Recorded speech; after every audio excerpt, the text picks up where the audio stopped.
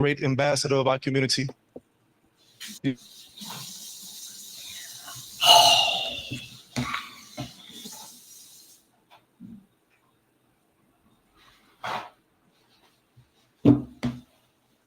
Yep, you could have been there. You could have been recording.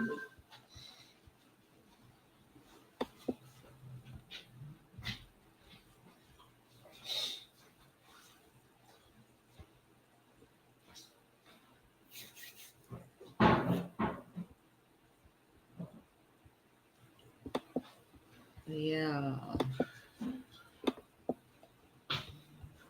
Welcome to News, Facts, and Comments, bringing you live updates from Washington, D.C. I am definitely trying to get the live stream going here. For some reason, they're having problems over at the facility where the conference is taking place. Lovers of Black people. We're back on.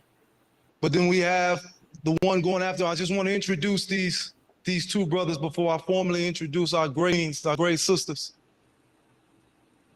When you hear of great historians and master teachers, you think of Ivan Sertima, John Henrik Clark, Dr. Ben Jokinen. You would be, and I don't mean to be facetious or to put yeast in their shoes, but when you name those great, illustrious luminaries, you have to put these two men in that line. They're their students. We have some of the greatest minds in our presence today, and they're going to be here on the panel today. I speak none other than Dr. Tony Browder and Professor James Smalls. Give them a round of applause. Those beautiful examples of what it truly means to put your life on the line. But as I give way, I want to introduce the panel that is about to speak now. First, starting off with Afia Inwa Gaza Esquire, Executive Director of the... You supposed to be first? Oh, yes, ma'am. I'm sorry. I got excited. Nkechi Taifa, Esquire, the reparations expert, Reparations Education Project.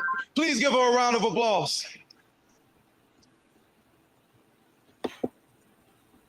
I'm just gonna name everybody and then our queen. Say that again. Our queen, Harriet Abu Bakr Esquire, the lead counsel of the Afro-descended nation. Please give her a round of applause. And our dear sister, Ifia Inwa Gaza Esquire, and Executive Director of the Malcolm X Center. Please give her a round of applause. Now, to take you further in this program, and our moderator for this evening, I want to bring up my brother, my friend, a teacher to me, the Governor General of the Afro-descended nation, Ajani Mukaram.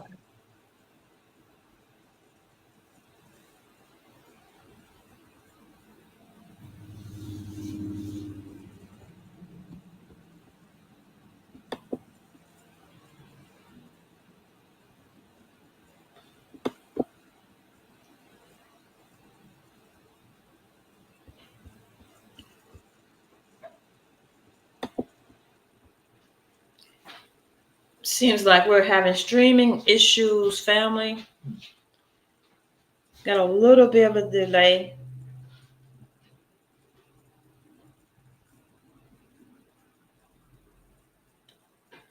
Here we go. We're coming back up in about 3 seconds. Thank you all for tuning in. You're watching the National Reparations Convention. This is actually day one. I think the I'm not going to tear it. Just a brief introduction. With their and then I'm going to introduce them. Streams. Do you remember Morgan Freeman? One of my favorite actors. I'm a Morgan Freeman baby from the Electric Company days. I don't know if y'all remember Electric Company, but Morgan Freeman taught me how to do phonics. He said, Ease, cheese. You remember that? He was the first rapper. Taught me phonics. He said, T-R, trade, trade. So I'm gonna stop right there on the TR. I'm gonna use TR tonight before we get these beautiful sisters up here to speak. The first TR.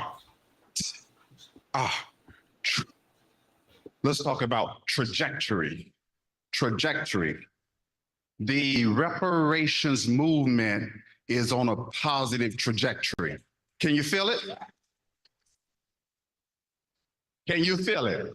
We are moving positively. We are on our way. We're galvanizing different groups and coming together.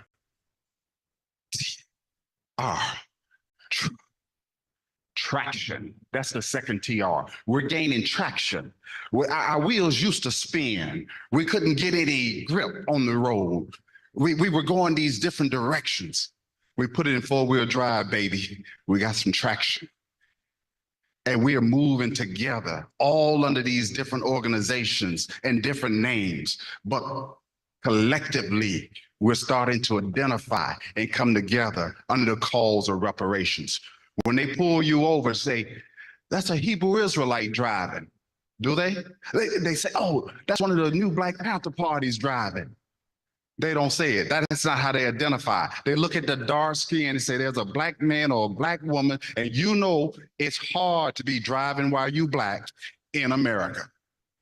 They don't care whether you're Christian, Muslim, Hebrew Israelite, Pan-African. They care about the color of your skin. So because we got traction, we put those differences aside. And the last TR for you, TR, tradition.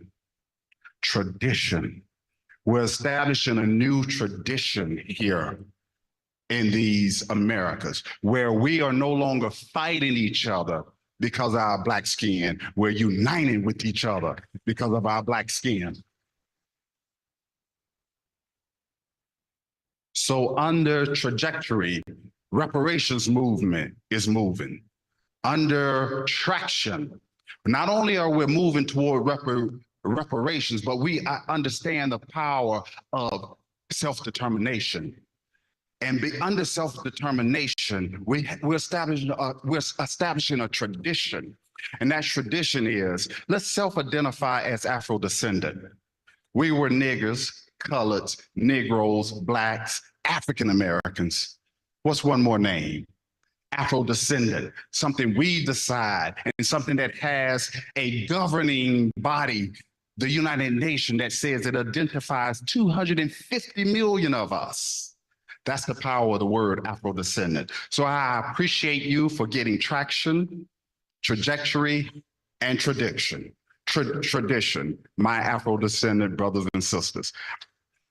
You can still be Black Power, you can still be Muslim, but Muslims under the Afro-descendant nation. Hebrew Israelite under the Afro-descendant nation. Pan-Africanism under what? Afro-descendant nation.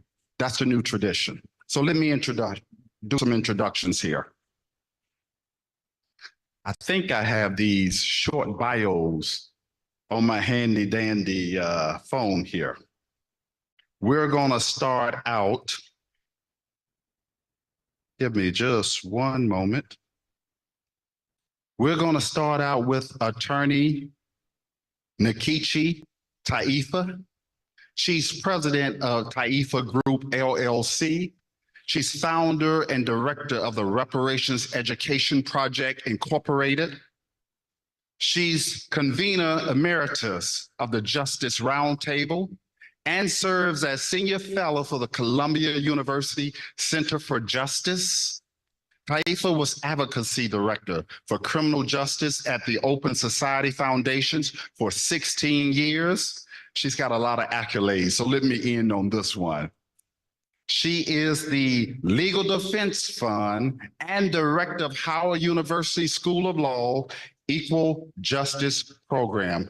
Please give a warm round of applause for attorney Nkechi Taifa.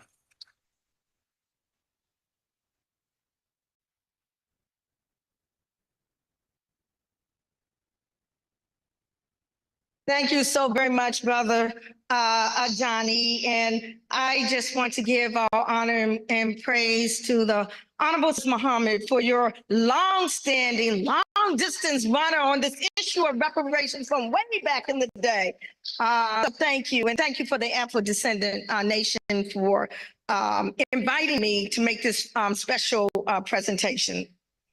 So, the human cargo was loaded on ships at a bustling wharf in the nation's capital, destined for plantations in the deep South. Some of the enslaved people pleaded for rosaries as they were rounded up, praying for deliverance. But on this day, in the fall of 1838, no one was spared. Not the 2-month-old baby and her mama, not the field hands, not the shoemaker, and not Cornelius Hawkins, who was about 13 years old when he was forced on board. The enslaved were grandmothers and grandfathers, carpenters and blacksmiths, pregnant women and anxious fathers, children and infants who were fearful, bewildered, and despairing as they saw their families and communities ripped apart by the sale of 1838. Some children were sold without their parents, and the enslaved were dragged off by force to the ships. Others ran away before they could be captured.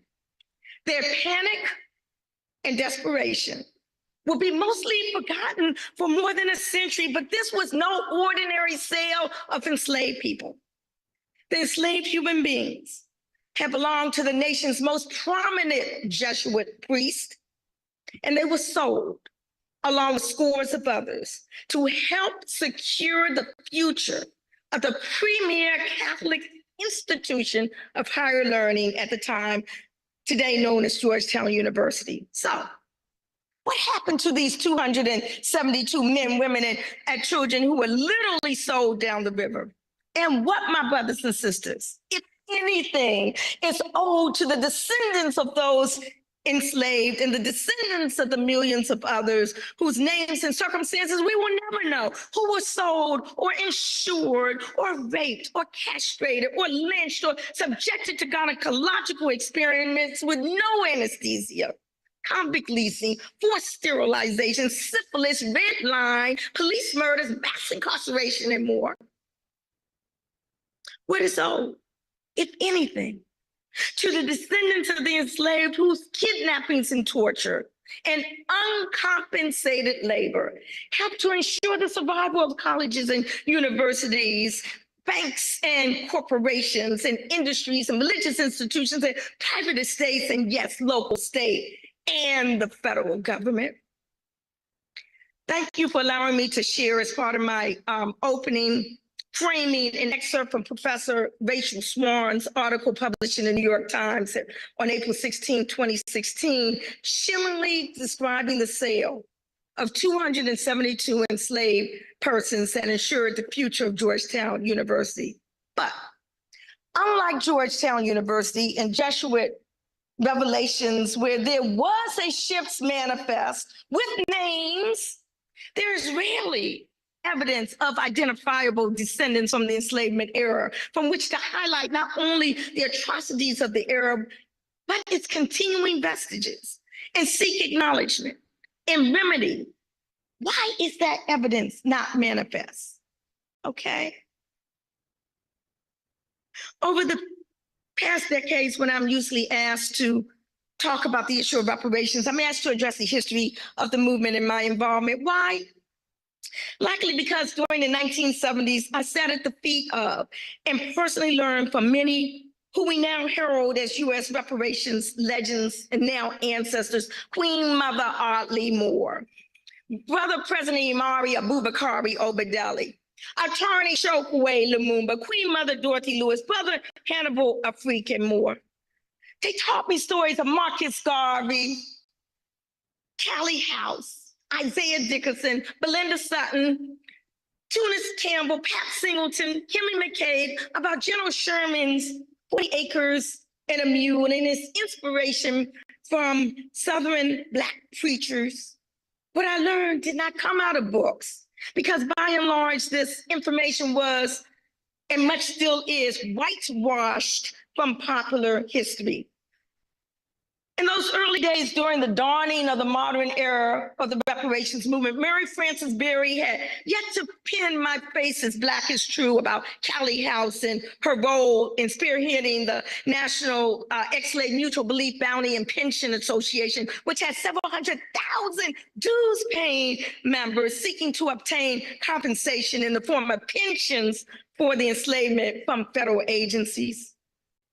Brother Ray Wimbush had not yet written Belinda's petition, then first record of a formal petition for reparations that was pursued and won in Massachusetts. Caleb McDaniel had not researched the case of Henrietta Wood, who successfully sued her former enslaver's estate, receiving, although a pittance, the largest yet settlement against an estate.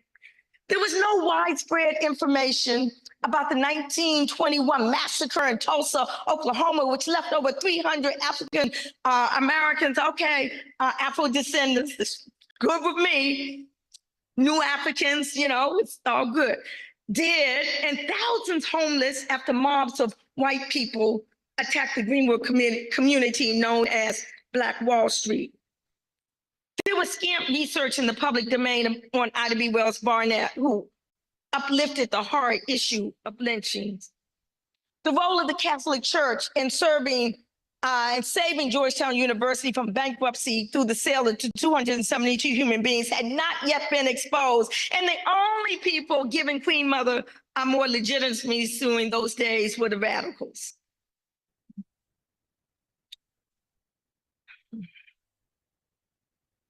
I know the 13th Amendment, passed in 1865, was supposed to represent progress, as the bill recognized the freedom of all enslaved Africans and made it illegal to continue slavery except for that ridiculous except as punishment for a crime clause. However, there was still pain.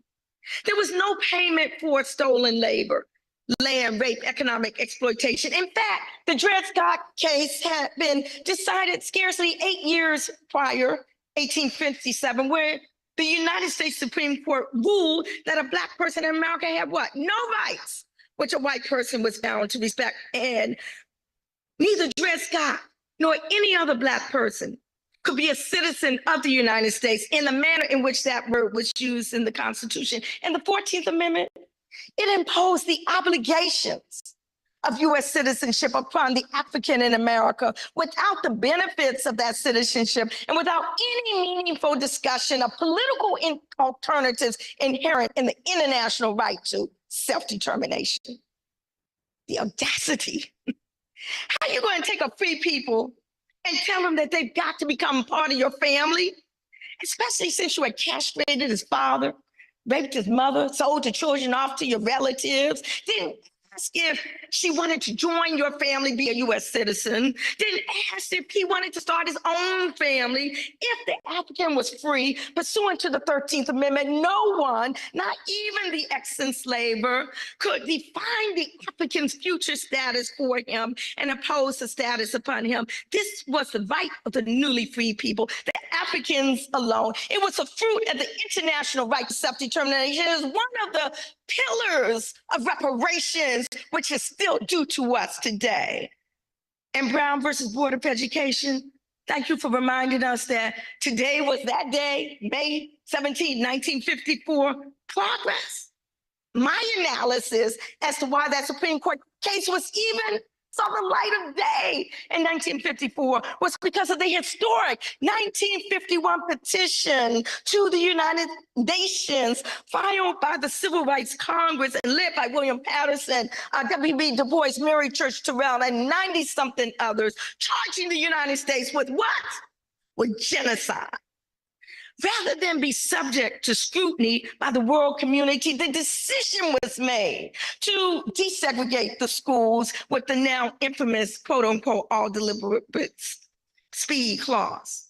And the final areas that's supposed to denote progress worthy of applause were the Civil Rights Acts of 1957 and 64, the Voting Rights Act of 1965. Well, the 1967 Civil Rights Act, 57 one featured the longest filibuster in history by Senator Strom Thurmond. The Civil Rights Act of 1964 was introduced only after Birmingham, Alabama, police unleashed dogs and fire hoses on Black men, women, and children peacefully protesting. And the Voting Rights Act of 65, key provisions have been eviscerated. And just this year alone, 49 states have introduced over 400 bills to restrict voting rights. So yes, there are lingering adverse effects and impacts from the enslavement era, which persist throughout the United States today. But no, more progress is not what is needed. What is needed is reparations, reparatory justice, reparations that addresses the multifaceted harms that have been inflicted, that call for multifaceted remedies, reparations to remedy the present effects of past discrimination, reparations not to reconcile the contradictions created by the nation's founding fathers, but reparations to expose the contradictions and move forward towards amends. We cannot know. Oh, Hold it. I'm talking too loud. That's right. Can we put it up here? Yeah, let's do that. Because I am a loud, I probably don't even need the microphone. Can y'all hear me okay? Okay, thank you. But the problem is we don't know our history. Much of it has been buried or glossed over, or misinterpreted, or just plain old obliterated. And what do we need to do? As I always say, we gotta open up that casket. Our history must not be buried. It must not be swept under the rug. And for our white allies, we, the descendant victims, must not be the only ones to uncover and open up that casket and unpack it. In fact, I have a colleague, Katrina Brown, white, who uncovered evidence that her ancestors were the largest slave trading family in U.S. history. She documented her roots, that they brought over 10,000 Africans to the Americas in chains, in a film that she produced, Traces of the Trade, a story from the deep north, not the deep south. She was in Massachusetts. This is what she said. Everyone in the town. See, people were trying to think this was just the South thing.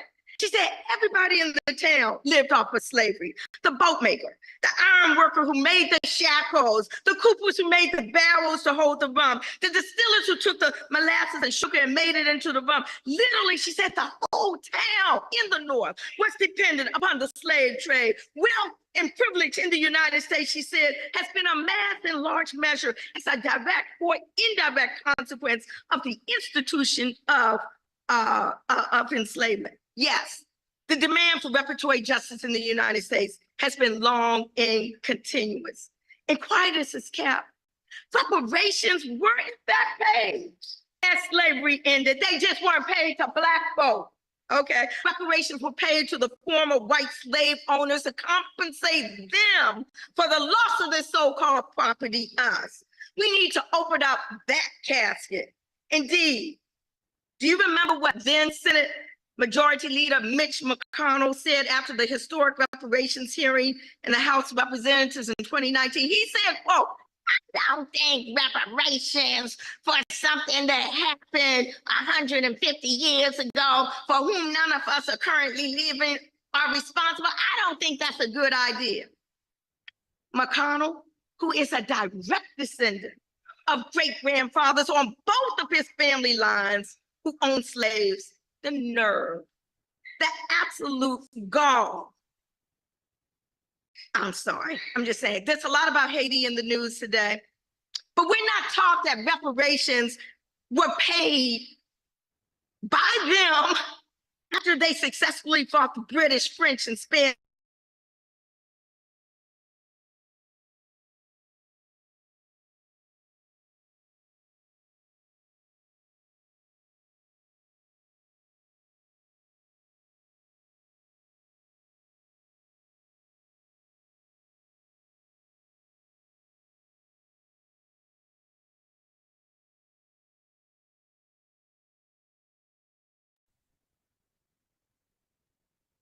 Not to us. Not to us when they abolished slavery in 1833, but to the former white slave owners. And right here in DC, April 16, 1862, Abraham Lincoln signed the Compensated Emancipation Act. Not to compensate us, no, but to compensate the former white slave owners. So as I'm coming down, let's see, why the federal government, people have asked. What's in the injury done all by the states? Well, I just want us to take a quick look at the U.S. Constitution. U.S. Constitution, Article 1, Clause 1, Section 9, expressly guaranteed and sanctioned the continued importation of kidnapped African prisoners of war. That's what we were. To every state that might desire us until the year 1808. That article also upheld the further dehumanization of the African by relegating our status to that of 3/5 of a white man. And most egregious, the African on this soil was subjected to the authority of yet another constitutional provision, Article 4, Section 2, Clause 3, also known as the fugitive slave provision, which mandated that no enslaved person, even if he or she had reached a free state, none of us was saved. And it was the duty, the legal obligation, the constitutional responsibility of every white man, woman, or child to track down the escaped African, deliver him and her up to the government. You see, this is why redress from the federal government is so very important. In addition to all of the other culpable entities, every time we ran away, it didn't matter if we just slipped away quietly in the night, Harriet Tubman. It didn't matter if we organized elaborate insurrections, Demarvisi. It didn't matter if we fled to Pennsylvania or New York. They were going to come after us with their armed forces and their patty bowlers and their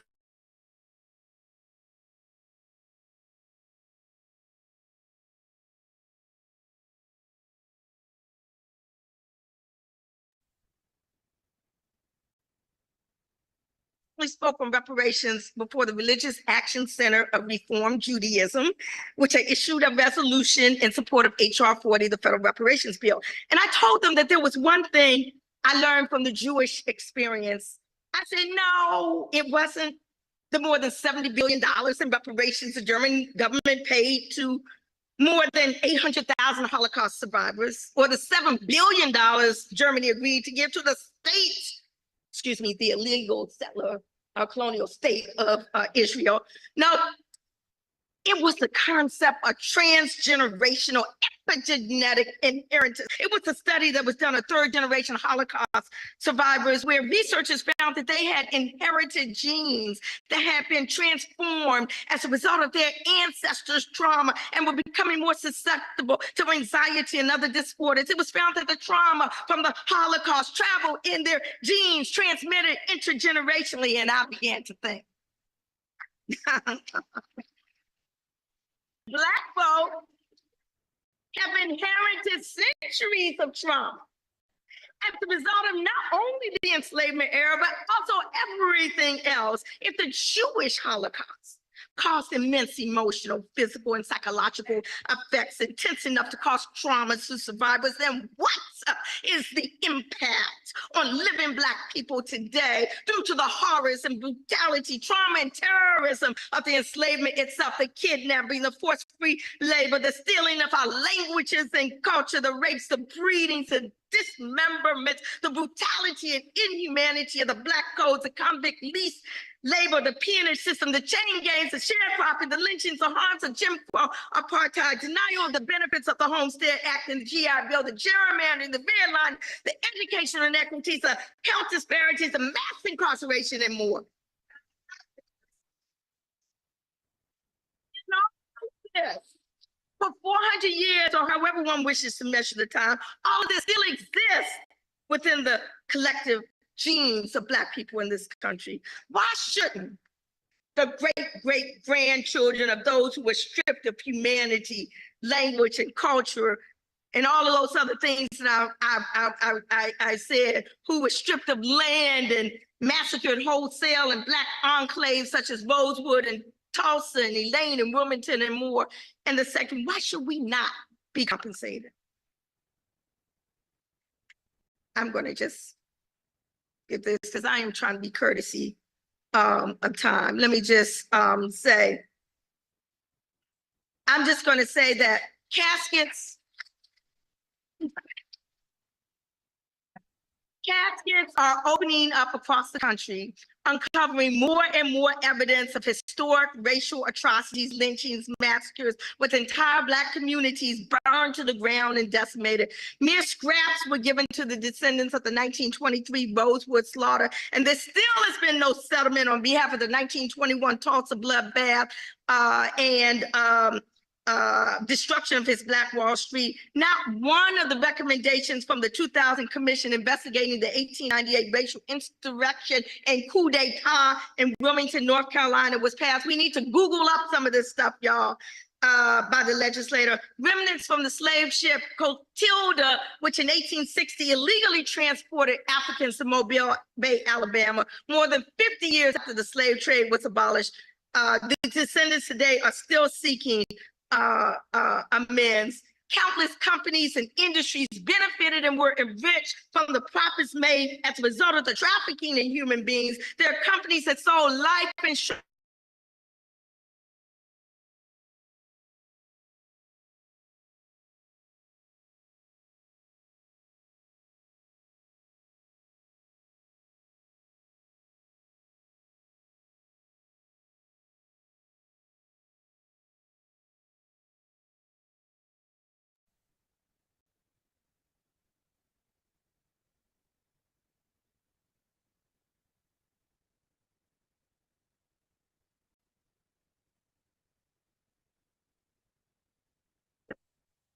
My heart is full. There is unquestionably a racial reckoning happening in this country. The winds of change are shifting, y'all, in favor of reparations. The casket is being thrust wide open. There are increasing examples of historic harms being uncovered with initiatives to right wrongs as we speak. A month does not go by without me hearing of new manifestations of vestige.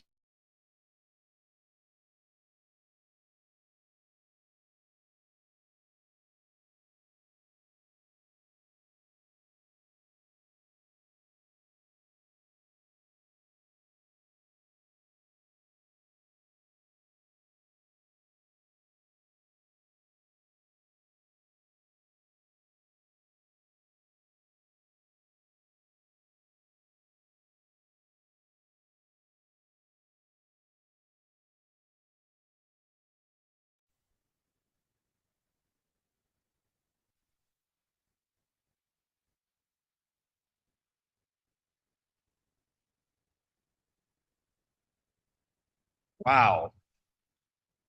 Powerful. Isn't it? It's always good to be in the midst of our scholars because you give them a certain amount of time and they come in under the time. Class, just classy. We appreciate Attorney Nietzsche. You were really dynamic.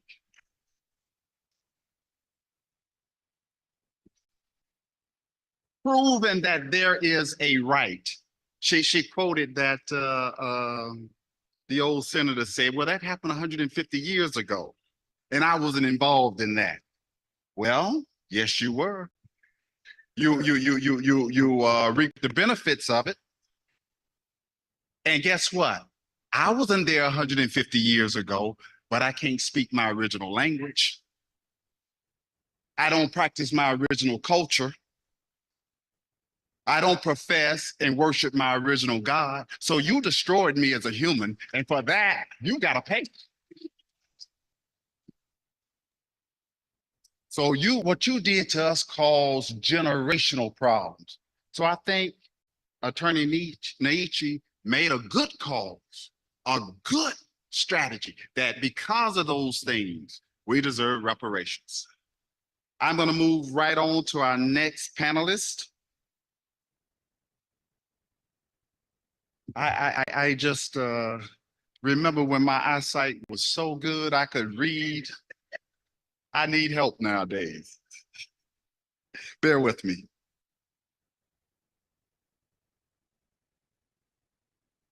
I'm going to introduce the next speaker, another powerful attorney, a sister, and a mama, Mama Ethelia Nangwanza Esquire, is a South Carolina-based civil and human rights attorney and historian.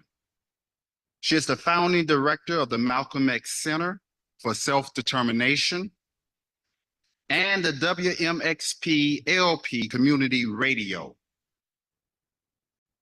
She is a veteran of the 1960s Student Nonviolent Coordinating Committee.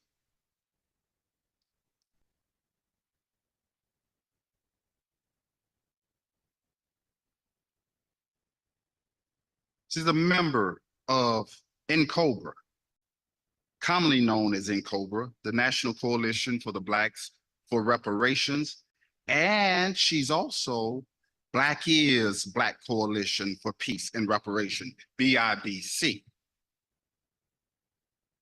At the UN, she served as the chair of the U.S. Human Rights Network and Political Prisoners and State Repression. Well-rounded.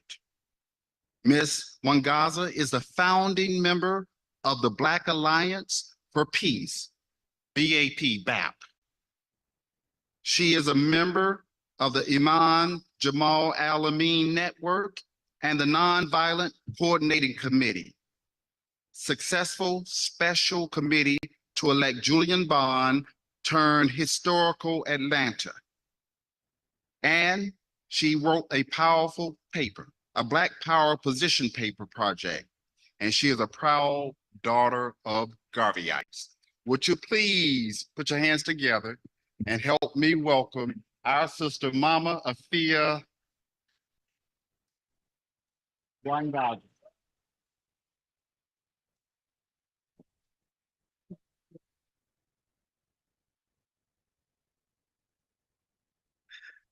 Greetings, sisters and brothers.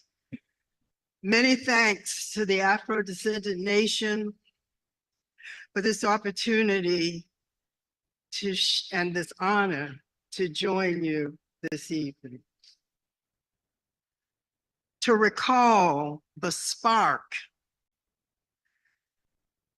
that lit the flame that is today's reparations.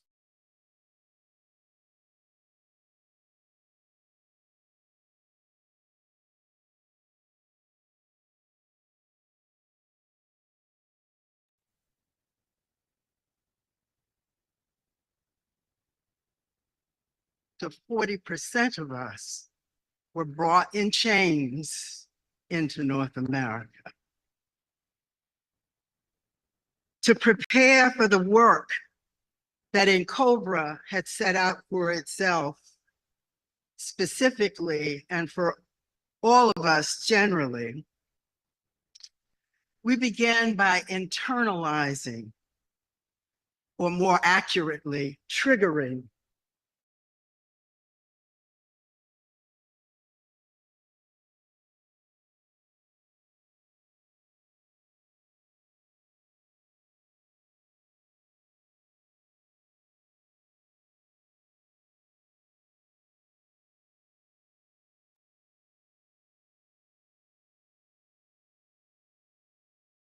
co-activist attorney Alida Small and myself designed and conducted an inspiring and instructive history tour which traced our people's steps from Sullivan Island's barracoons to the old courthouse where we were put on the auction block, to the concentration camps known as plantations. We visited what I call the original ghettos, the slave quarters, the site of the Stono Rebellion, Denmark, BC, and Gullah Jack.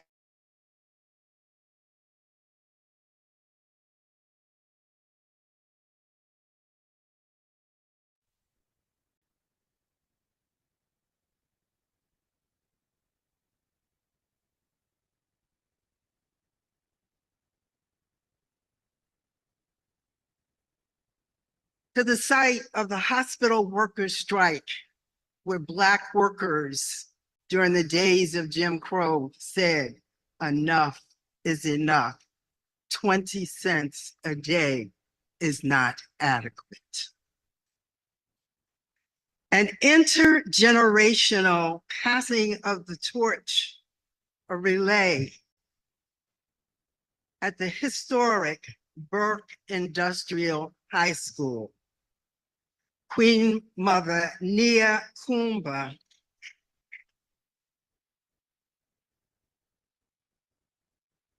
poured libations at each of these sites, marking the moment and triggering in our bodies, which keep the count, the memory of those experiences. The intergenerational passing of the torch was overseen by the internationally recognized track star, Dr. Thaddeus J. Bell. The red, black, and green baton, created by Greenville carpenter and activist James Carter, dramatized the symbolism and the historic significance of the passing of the torch. The relay sealed our bond with the past and affirmed our elders' trust in our generation. The runners included Queen Mother Audley Moore, who was pushed in her wheelchair, Baba's Alajo Adigbala, Imari Obadeli, Chokwe Lumumba, Ahmed Obafemi, Generals Chewy and Rashid, Reparations Ray Jenkins. Please, we must honor, absolutely. When we say their names, they live again. We must always keep them alive by saying their names. James Cameron, a lynch mob survivor, as well as visiting continental African children in the charge of Queen Mother Moore and Dr. Dolores Blakely. Each ran a turn in the race, carrying the baton from one generation to the next. Historian Keithy Baird gave the memorial keynote. The weight of my blue king's cloth, kente cloth, carried the opening Maiafa memorial service and ecumenical unity prayers. The service was held at the now blood-soaked and internationally famed Mother Emanuel AME Church, where 9 of our brothers and sisters were murdered by Dylan Roof, a white supremacist youth who presumed to take up the mantle of his ancestors.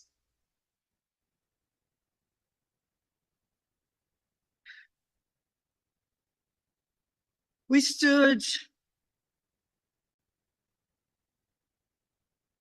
left the church to go to what is called the Battery, the seawall.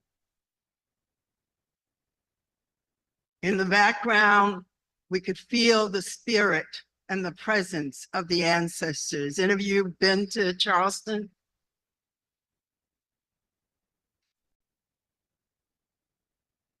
Those of you who've been to Charleston, you know that the feeling, the presence of the ancestors is thick. You can see them in your mind's eye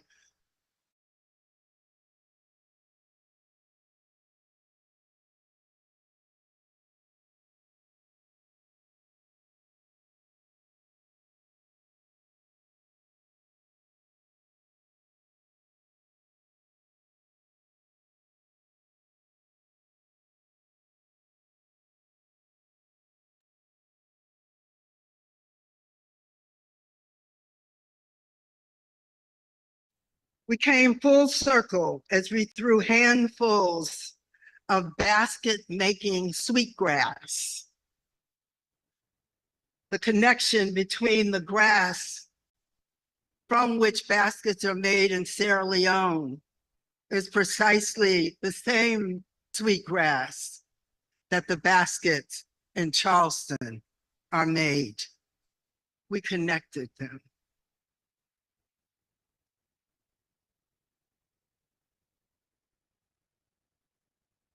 We threw handfuls of sweetgrass into the Atlantic Ocean, symbolizing our return to our homeland. No, despite all industrialized efforts, we were never deprived of our humanity. And while to this day, we do not know with clarity the degree to which we have retained our Africanity, we know that there's certain things that we do that we can never or have not been able to explain. Like, why do we name our children Monday to the days of the week? Why do we put broken bowls upside down on our graves? Why do we name from one generation to the next, carrying forth words or songs or pieces of us that we've held on to for 400 years? The body keeps the count. On that weekend in Charleston, people wept. They changed their names. They committed to, and to this day, do service in the cause of reparations. Today, we continue to be inspired by and describe the experience with vivid recollection and deep emotion. Along with ourselves, national and local press imagination was captured. Coverage was unprecedented and remains engaged even to this day. On that day, like tonight, we were blessed to have Baba Tony Browder to participate in our processing of the experience and the pangs of consciousness and commitment that emerged from that spark that led to today's reparations fire.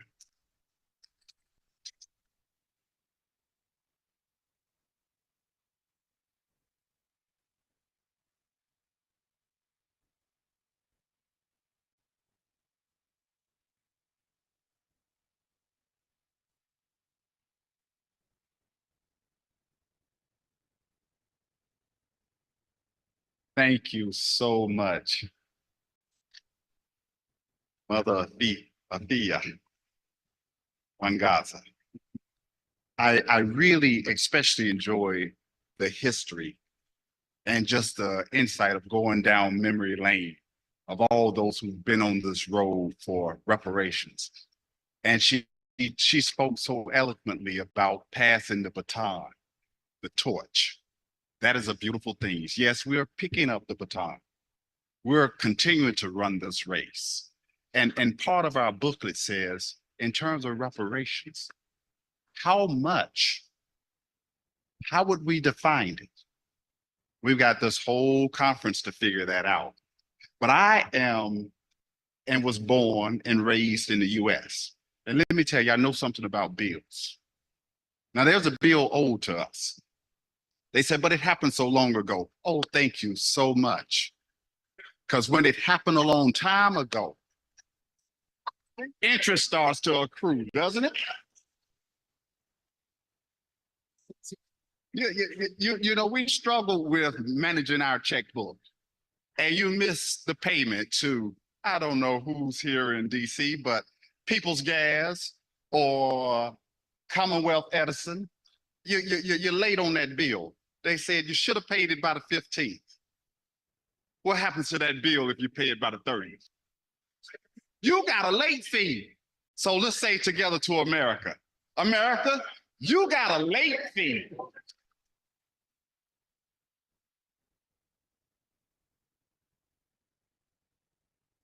Yeah. Passing time doesn't make it go away. It makes it bigger. We still have one other attorney on this panel who I have the pleasure to introduce. Little secret. She's like my mother away from my mother. She's like my family. Attorney Harriet Abubakar. Also, she's known as Queen Mashaki Muhammad.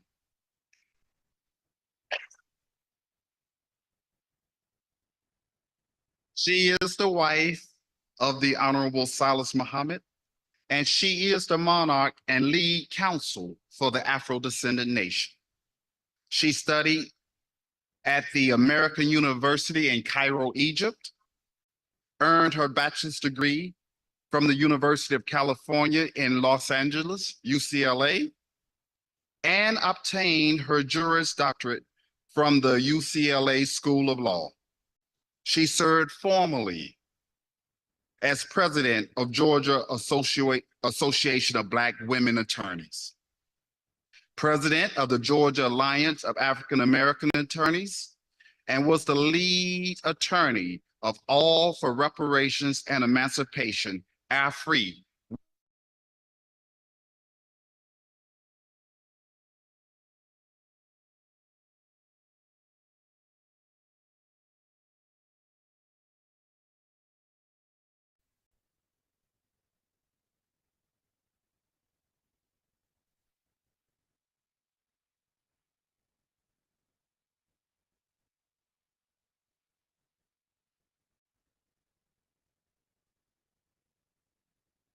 Greetings to everyone in our viewing audience and those who are streaming. And I want to thank just everyone that has an interest in this, whether you heard it from a friend, whether you came here out of curiosity, for whatever reason. I'm really happy to see all of you here tonight. And that introduction maybe sound quite old, and I got to thinking about it, and yeah, girl, you're getting up there. I'm 83 this year, and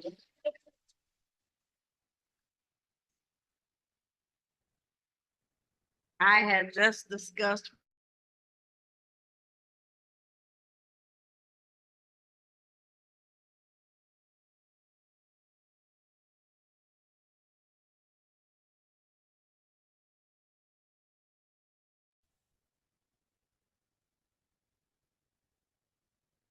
we don't have to teach you our reasons or demands for reparations.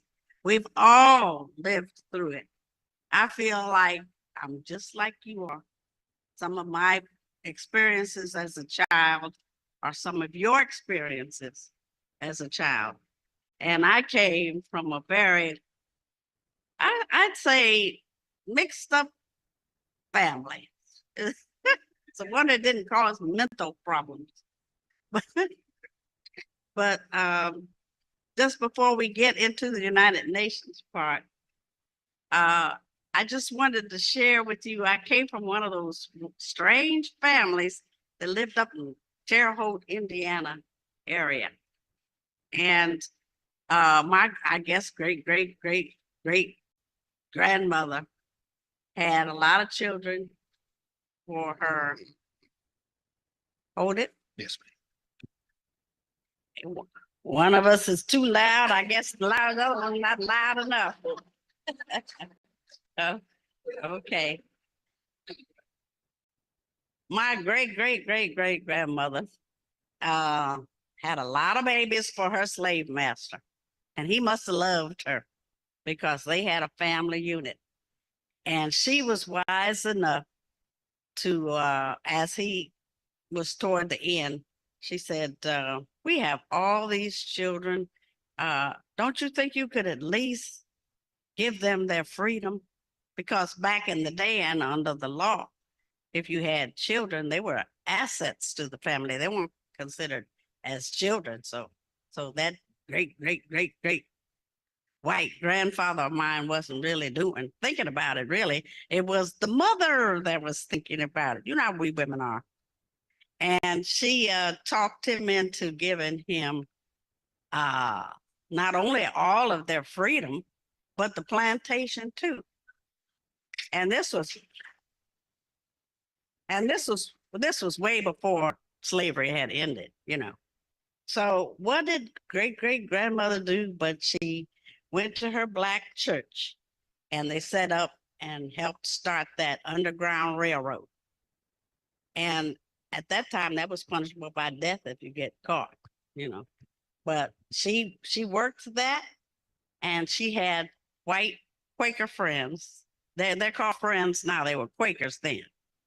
And they didn't like the idea of slavery. So they were willing to help in this Underground Railroad. And they did this for many years and were very successful with it. And when I grew up, every year we would celebrate our success under the Underground Railroad. And that gave us a good feeling about what we had done. Of course, some of my relatives had to give in. They chased after the dollar, so they decided they were going to go white. So they went all the way and were sliding in, told us, we love y'all, but don't come visit. But anyway, in my lifetime, I went through the experiences you did. And it had to do with identity. And during those times of growing up, there were many occasions when I wasn't quite sure where I fit because of that background, because I grew up in a white town in Watsika, Illinois. Some of you might have heard of it. I don't know. And my family were the plasterers for that town. So I grew up in an atmosphere where I was accepted because we helped build the town. And I was not white. That wasn't the issue at all. But for everyone else in the town, there was an issue. But what I learned from that experience, I learned that there are different types of white views on the problems that we have here in the United States. And there were a lot of them that just hated the idea of slavery. So they're out there. And in this day and time, with reparations becoming a hot issue again, we've got to find them, and we ain't turning down no money. All right. Let's remember that. Because like my sisters have quoted, a lot of times it was the slave master for some crazy reason that got paid and the slaves didn't get anything. So that wasn't right either. But today, what I want to do is give some tribute to my husband, because he is going to be speaking here tomorrow. And he is going to let you know why he's got this started, why we ended up with this name, Afro-descendant, and how he threw me out there to give me a try at it. One day, my dear husband, sitting right here, Silas Muhammad, came to me. I had been practicing law about at least 10 years then. And he said, Harriet, you know what we need to do on this reparations issue is approach the United Nations. And I said, the United Nations? I didn't study anything like that in law school. Wasn't on my mind. But you need to go, Harriet. You need to go find out what their procedures are, how they operate, how they do things. And that's going to be what we need to have in the future as our weapons for reparations. And said, well, I'll give it a try. So I decided to take a month off of my practice, lost all that money. And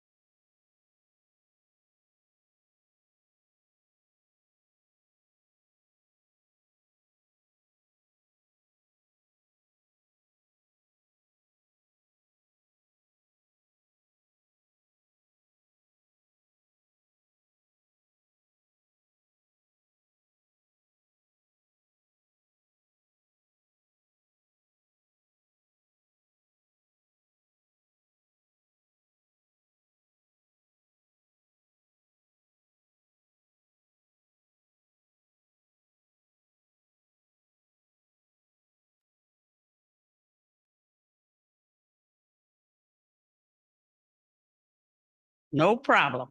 I said, they don't have that in the United States, you know.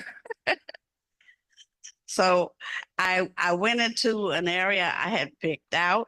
I'm learning for my people, y'all, what to do in Europe, you know. Found out I had registered in a red light district. So that became a problem later. When I found that out, I checked out and got a more decent neighborhood to live in.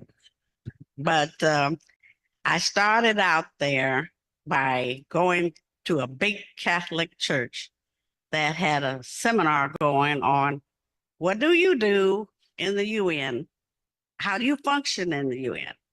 So that was right up my alley, and it's something I had planned for. And that's the first thing I did. And they gave us this program on how to meet with people, discuss your problem with them.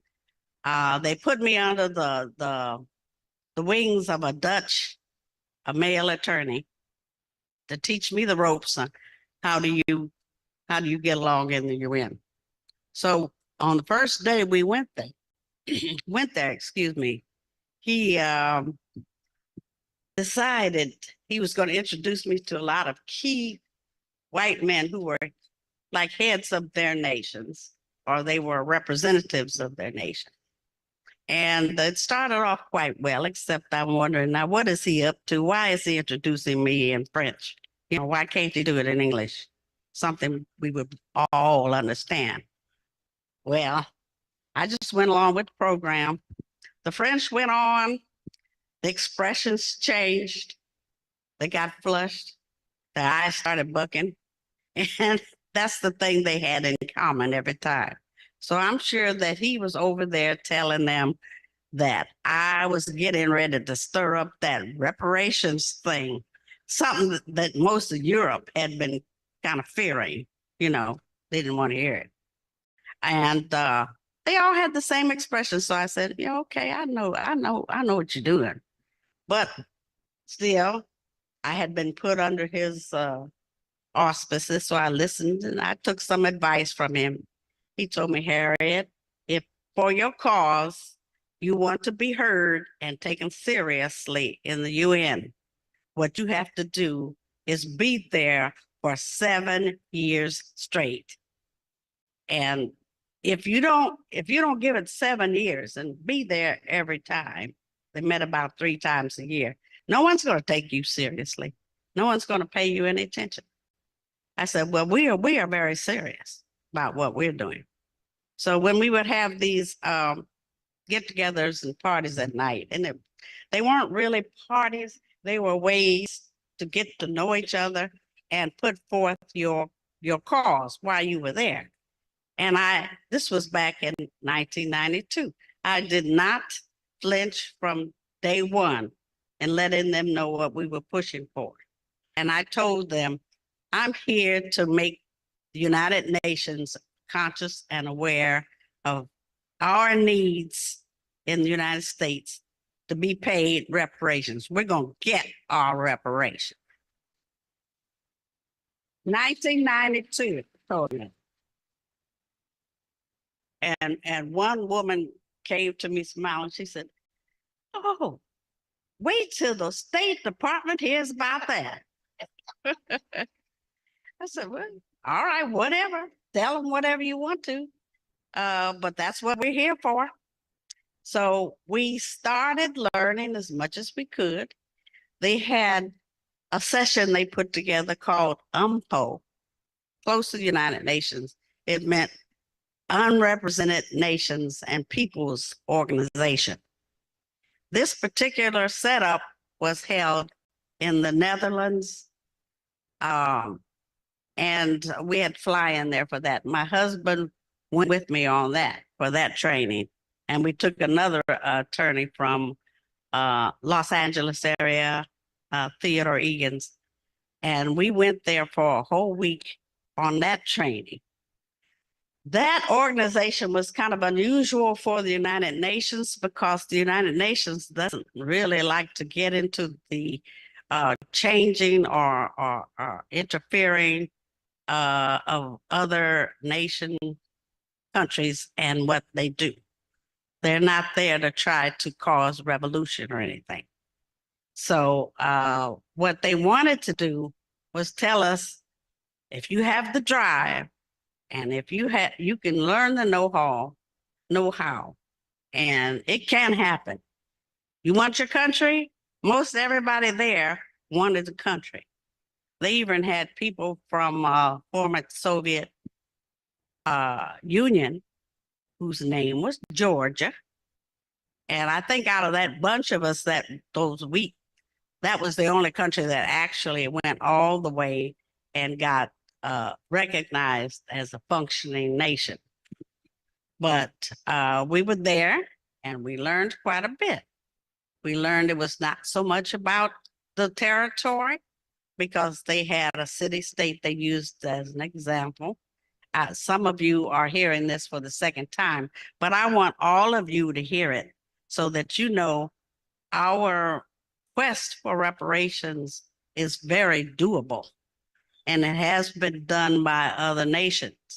You just have to know how to get it off the ground, how to get it started. But it's doable. And we're going to do it. Gotta want to do it.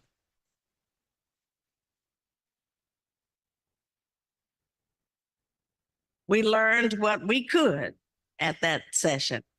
Toward the end of that session, they appointed about 5 of us to put together a week-long summary of everything. And to our surprise, there was sabotage going on in this session. There were a group of whites that broke off from us. We were supposed to do it as a group. Sum up what had happened during the week. They had put together what they wanted presented, and they were ready to move on us. So when we heard that, we said, it's not happening. So we met, the rest of us, and we put together our report. When we got back there just in time. We went up to the mic, took it over, and gave the report that we should have jointly given. But we learned something from that. And that's something I want to share with you. For those you young people who are going to go on and go into these international arenas, watch your back. Watch your back. There's going to be somebody trying to stab you in your back.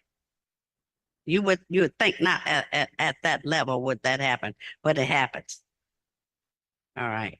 So these are the things that my husband, Silas Muhammad, wants to share with you, because most of us in the States, we are in our own organizations.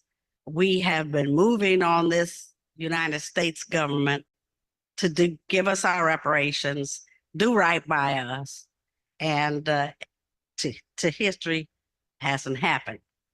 And you don't have to figure out why it hasn't happened. Well, you know, if somebody hits you in a car and they're the defendants, and they also run the courthouse, they're not going to be too inclined to rule in your favor, you know, and they'll wiggle and figure out a way as to why your case has no merit. It has no standing, as we call it, and it cannot be brought, or it should be dismissed. And most of the time, it is dismissed. So what Silas Muhammad wanted to do was get over there, learn the ways, and learn what is at heart to make the United Nations get some backbone. And that's exactly what he did. I'm not going to tell what he's going to talk about, but it's real meaty. You'll have to come back tomorrow to hear the details of it. All right. He's going to give you the more precise details as to what got their attention. And it did. It got their attention. Some of them were kind of in shock. They were embarrassed. They looked at him, one man representative, one Egyptian representative stood up, kind of surprised. He said, "It takes a little boy to tell us that the king doesn't have on any clothes." And you all have heard that story. Yeah. And he was surprised at it.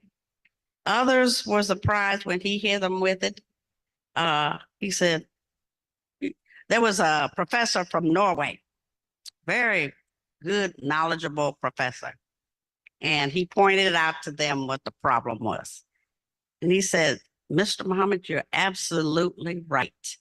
We did make a mistake. We did leave you out of international law protection. Now we have to figure out, how do you fit?"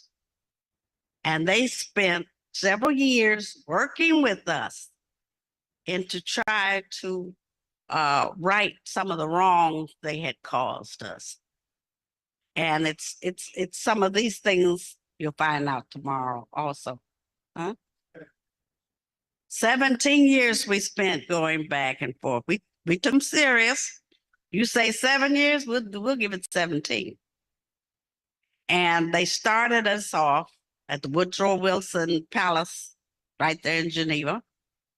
And my husband had to point out to him, we can't discuss these things intelligently because we've been slaves and we speak the slave master's language. So will you, United Nations, provide us with, that went fast, provide us with interpreters. And so that costs money, you know. And United Nations on a skimpy budget. But do you know they gave us several seminars, and they selected the person to run this thing. They got delegations from these different countries. We're talking about 29 countries that have the slavery diaspora to deal with. And out of those 29 countries, the United Nations paid for and had representatives there from 19 countries. When we met, by the time we got to La Ceiba, Honduras, we were on the identity issue, which is a problem we all have. Not just here in the States, we have identity problems all up and down the South Americas, over in the Caribbean island, and even our people that we had smuggled into Canada. people up there. So we were dealing with those kinds of things. So the United States, the United Nations picked that for a reason. He's going to deal tomorrow with more of what was discussed. This was in La Ceiba, Honduras. And we'll go into what was discussed and the name and how we ended up with the name Afro-Descendants. And this is a name that we picked for ourselves. How about that?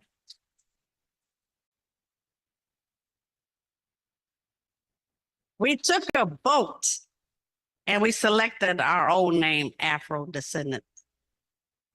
Now we want to put together the force of the 250 million people that we represent and have a force to go into in the future.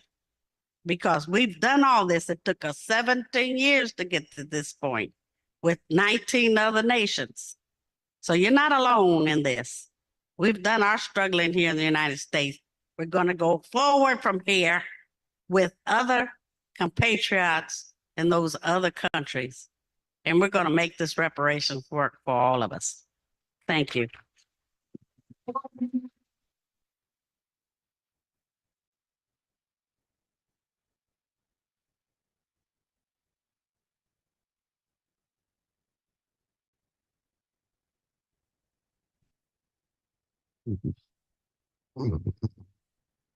So let's give our first group of panelists, the attorneys, our sister attorneys, a big round of applause.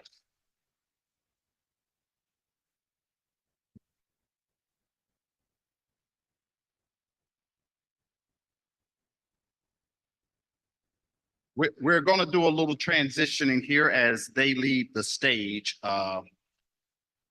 We have the brothers following. Remember the saying, the corrected saying, in front of every good man is good women, not behind, in front of. Another round of applause as they exit the stage.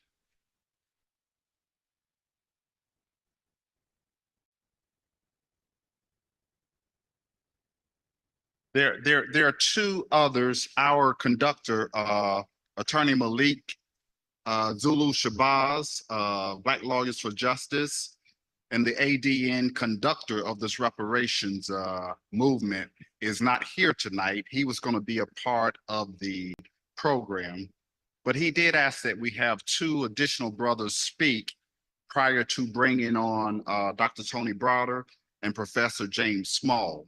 So at this time, we're only going to have one of the brothers speak during this intermission, and then we'll have the other brothers speak when they're done, and then we'll wrap this program up.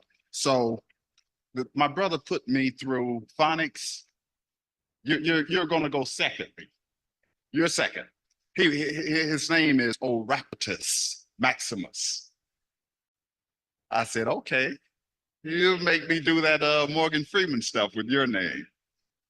But who's going to speak next is a brother, Senor Baye. He's first assistant president of General UNIA-ACL. So we'll give him 5 minutes, and then we'll do the, how many? 3 minutes. We'll give him 3 minutes. I've got a boss too, brother. We'll give him 3 minutes. Then we'll make the transition, and we'll call up Prince Yosef to introduce our brother speakers. Thank you for your time. And brother, you have the stage.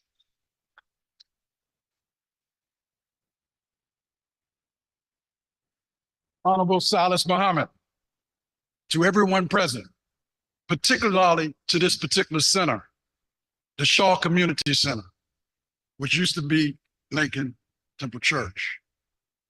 It's not about me, he, or she, y'all. It's about we collectivity. If we really want to win our reparations, we got to connect our Blacktricity. Africans at home and abroad are rising up. You don't have to check Urugu's news, but check out your own self. The Right Excellent Honorable Marcus Mosiah Garvey was absolutely clear. And I'm here to tell you When we say UNIA, African Communities League, Rehabilitating Committee 2020, that's what we're doing. Our third Assistant President General lives in Sierra Leone, has been there for 15 years. Our second Assistant President General, we understand African women rule. That's my dear sister, Dr. Chinzara Kahini, out of the Virgin Islands. The President General is in Philadelphia, and I'm here in DC. This is my home ground. But what I want you all to know, that it's no reason for us not to understand that we have to deal with our internal repair, and that means we have to get the slavery out of our minds. We are spiritual beings having a physical experience on earth, but our spirit lives on forever, particularly those ancestors who paved the way for us. Not just Marcus Garvey, Amy Jocks Garvey, and African sisters, which all of us come through the African womb. We understand African women rule. If you look around the world, you'll see African women are coming into power all over the place. We say we got plenty of African nation states. We don't say country. We don't say countries in the big continent. All over the world, though, we are nation states. So regardless of whether or not we have formally put that together, as the Right Excellent Honorable Marcus Mosiah Garvey had a vision and was extremely clear, Africans must come together. We can work better together. Despite our minor differences, we have far more in common. So let's don't fight over the minor differences. Let's come together and get the power that's required. We've never been a minority. We always been a majority. But unless we come back to the African mind, your behind won't follow. So we fully support. We are here to let you know that wherever we are continuing the Garvey movement, and we're not just talking about within the UNIA, because people that don't know, every African is a member of what Garvey established. So you got to recognize and organize and close ranks. All the movements and organizations are responsible to come together, and yes, we can get whatever. Man and woman can do what man and woman have done. The Most High made no mistakes. Humanity and man and woman made them all. And if we made the mistakes, we got everything we need to correct ourselves. And that means we can straighten out all of those mistakes and bring the solutions. So don't just get on a plane to go to Africa, bring Africa back in your mind. The whole world is in the house until Africa is free. And it may still be after Africa is free, all the world our dominion. So don't be content with the food of chickens. Rise up your wings and fly, y'all. Let's go back and collect and learn who we are. Study, organize, but stop fighting each other. Urugu divided us at the Berlin Conference so we would not be united and organized. Kwame Nkrumah told us, Sekou Touré, Patrice Lumumba. Yeah, I'm wrapped right here, sir. Let me be clear. We have already won the war spiritually, but we have war physically. And until we understand that we have to use what we have to take back the power, don't ask them to give it to us. We're going to take reparations. One God, one aim, one destiny, one Africa.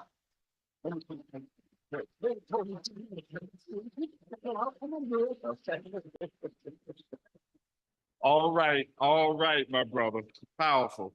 Let's do the transition to the second half of our National Scholars panels, and I'll turn it over to Prince Yosef.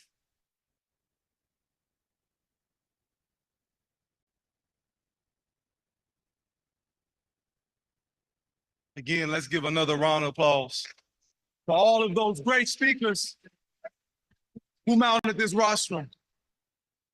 Time is of the essence, so I won't be long. But as a son of my mother, a Muslim follower of the Most Honorable Elijah Muhammad, as a son of my father, Hebrew Israelite, Prince ICL, those two, irrespective to their religious persuasions, their personal journey to God and back to their Creator, they instilled in me what I am bearing witness to today, a people concretizing their identity to return back to the origin of the source of their creator, which gives us an ultimate power of unity, which gives us the ultimate power that allows us to transcend whatever labels and whatever titles we have to take on to reach our destiny, but to ascend to a greater understanding. That's what we're witnessing right now. And as I bring up that one who will bring these great minds that are in our midst today, as I said earlier, you have to put these two in the line of those great men who were the trailblazers to understanding not just our Africanity, but understanding our history, not just so we can recite it, but we can make it applicable to our daily lives. I am so honored. As I bring up Brother Uhuru, please come up as he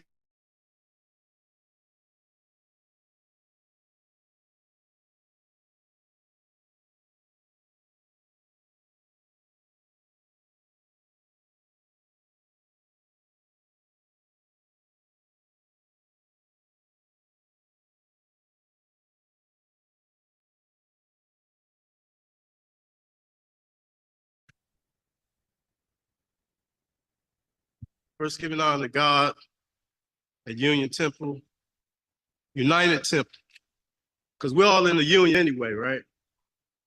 Has anybody ever heard of this young lady by the name of Alberta Williams King? Raise your hand if you heard of her. See, I got half. See, this is not good.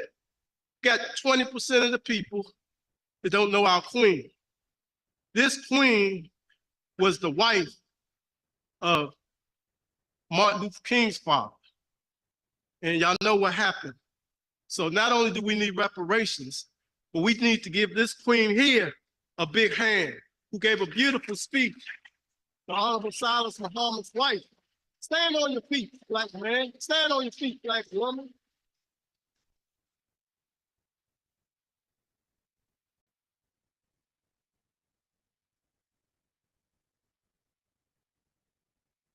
With the name of Allah, the beneficent, the merciful, the one God, whom all praise is due, the Lord of the world. I beseech you, my brothers and sisters, with the greeting words of peace. Assalamu alaikum. In the English language, we just simply say, peace be unto you. I bring you greetings from the King Emmanuel Baptist Church, where Pastor Darrell F. Bell is my pastor. And guess what I have? This is a petition by the Honorable Silas Muhammad in 1974. Hopefully I can get an autographed copy. This is the first edition. This is given to me by Chief Minister Najib Muhammad and Brother Captain Abdul Ali. So thank you, sir. Hopefully I can get signed.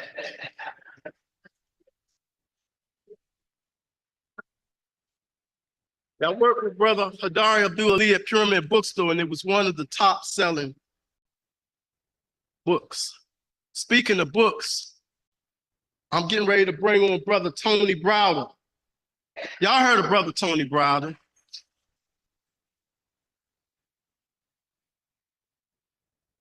He really needs no introduction. He's been putting in the work. He's been writing the books. His daughter's been writing the books. He's been traveling to Africa back and forth, doing the tour guides in Washington, D.C. And I also give you greetings from a brother by the name of Malik Zulu Shabazz. He is a great man. And he is, as Brother Honorable Silas Muhammad would say, the conductor, Brother Malik. And he worked very hard this morning. We worked and we did a rally at the City One Bank, Capital One Bank, 1947 14th Street. And we're going to be there again tomorrow morning. So if y'all want to come join us, please come join us. And this is not a game. We want economic sanctions.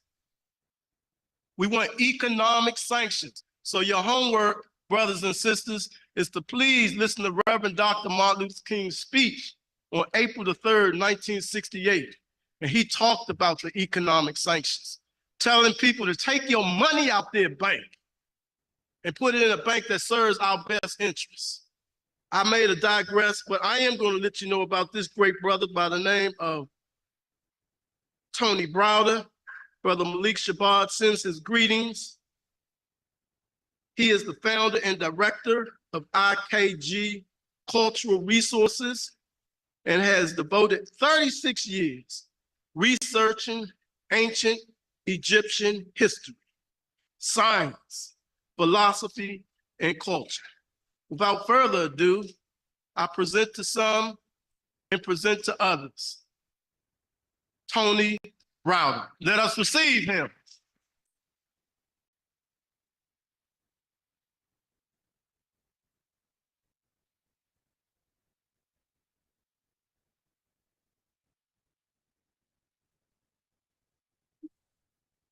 All right. My brother gave the introduction just like I like them, short and sweet.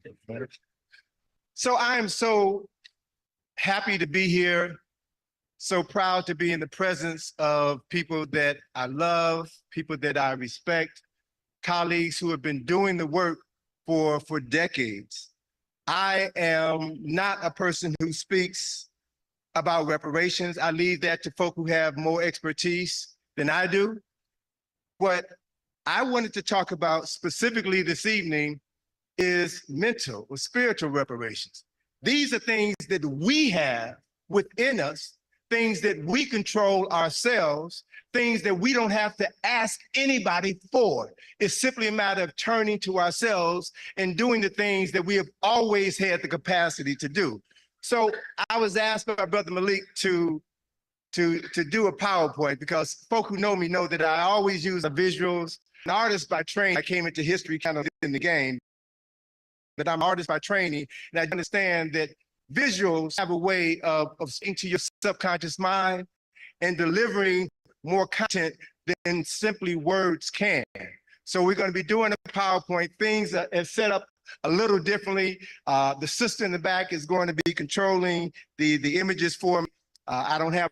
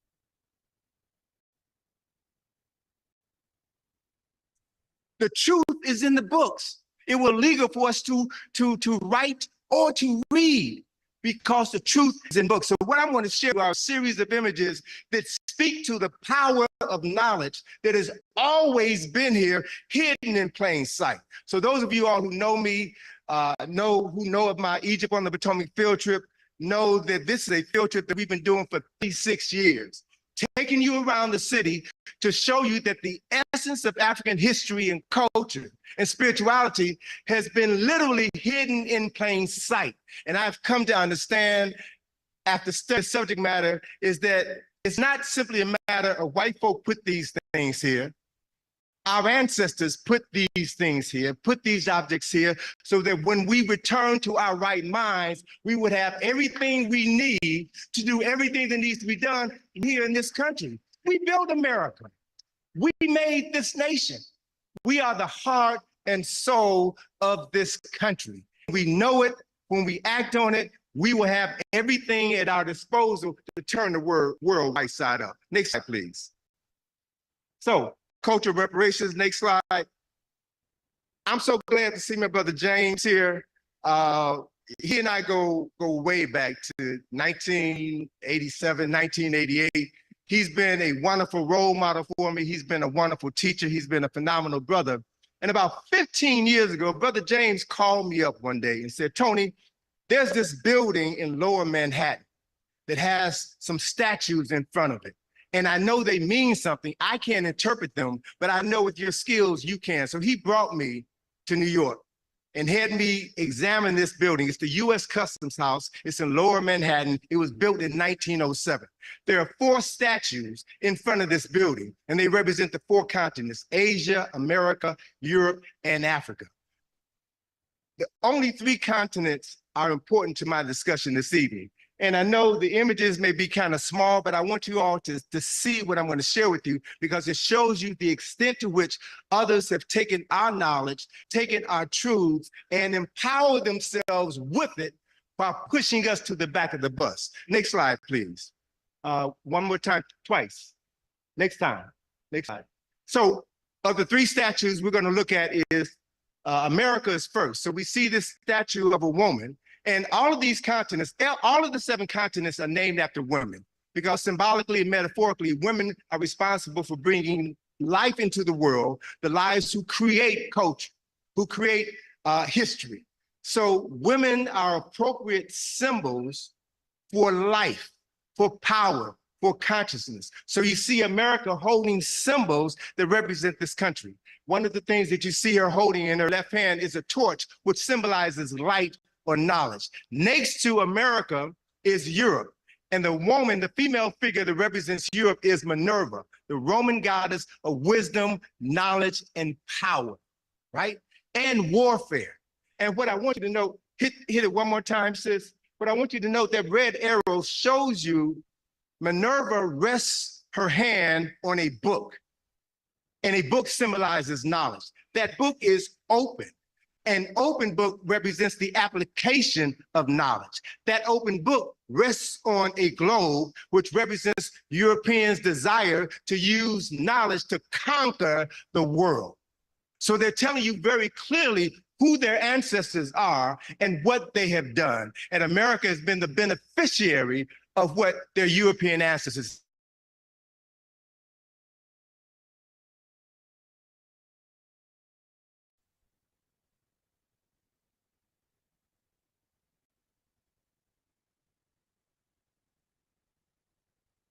And sleep is a metaphor for death, for being unconscious. And what it represents is the fact that Africa is dead. Africa is unconscious. She's unable to defend herself, defend her people, defend her resources. Now, as devastating as that image is, what's important about these 3 statues is what is behind each of those 3 statues. Hit it, sis. Behind the statue of Mother Africa, you see a thief. And this thief is cloaked. And he's holding, or she's holding, a vessel in her hands. And what I submit to you, sisters and brothers, she is holding the knowledge of Africa. And as a result of the theft of the knowledge of Africa, Africa is unconscious. Africa is dead. Hit it one more time, sis. So now you see the thief is behind Minerva in Europe. And what is that thief doing? That thief is pulling the covers off of her head. She is immersing herself in the knowledge that she's stolen from Africa, and she is reading a book. She is studying from the knowledge that she stole out of Africa. Next slide. We see, next slide, one more time. We see the thief now is in America, and the covers are being pulled off, and they're now free to move throughout North America, South America, and every island in the Caribbean. In 1907, Europeans were very brazen about telling the world who they are and what they've done. But the important takeaway is they got their knowledge out of Africa. And as a result of the theft of African knowledge, African brilliance, Africans are dead, mentally dead, unconscious. Next slide. This is an image above the entrance to the Library of Congress, the greatest repository of history, culture, and knowledge in the world. And what you see in this image, in the center figure, is a female who is uncovered. She has uncovered the knowledge of Africa. And hit it slide, hit it sis. She's holding a pen in her hand, writing, recording history. Hit it one more time. And she's looking down to her left to a brother who is dressed in pharaonic clothing. So she is looking to Africa as the source of her knowledge. This is Library of Congress. People hide the truth in plain sight because most people don't know what they're looking at. They don't pay attention as they go to work or as they go into a restaurant and going out. But the best way to hide a secret is to put it in the open where everybody can see it. So I'm sharing with you these secrets that have been hidden in plain sight so that you can understand how others have used African knowledge to empower themselves. It's all here. And all we need to do is to take it back and use it, and we will change the world. Next slide. This is an image I found last month when I was in San Antonio, Texas. It is above the entrance to the San Antonio Express newspaper building. And what we see is, on the right-hand side, we see a man and a woman in Africa. Now, they're depicted as Europeans, but we all know the first human beings on the planet came out of Africa. So again, they're showing you, they're telling you that Africa is the center of everything, the beginning of everything. And then hit it one more time, sis. You're going to see the arrow pointing to a woman in the lower right-hand corner. And what is she doing? She's holding a book. Knowledge that comes out of Africa is now spreading all around the world. Hit it one more time, and you're going to see the woman on the left-hand side of the screen here in the West, in America, is also holding a book, reading from, benefiting from the knowledge which came out of Africa. Next slide. This is a carving above the entrance to the Oriental Institute in my hometown, Chicago. The name of this piece is East Meets West. And what you see is the same concept. Africa, Kemet specifically, the Nile Valley is the origin of culture and civilization. And you see, hit the arrow, hit the button one time, you see a brother holding a papyrus scroll. Again, knowledge, a book, which he has given to the European. He is now receiving the knowledge of Africa so that they can control and dominate the world. Now, if you see something repeated 2, 3, 4, 5 times, somebody is trying to tell you something.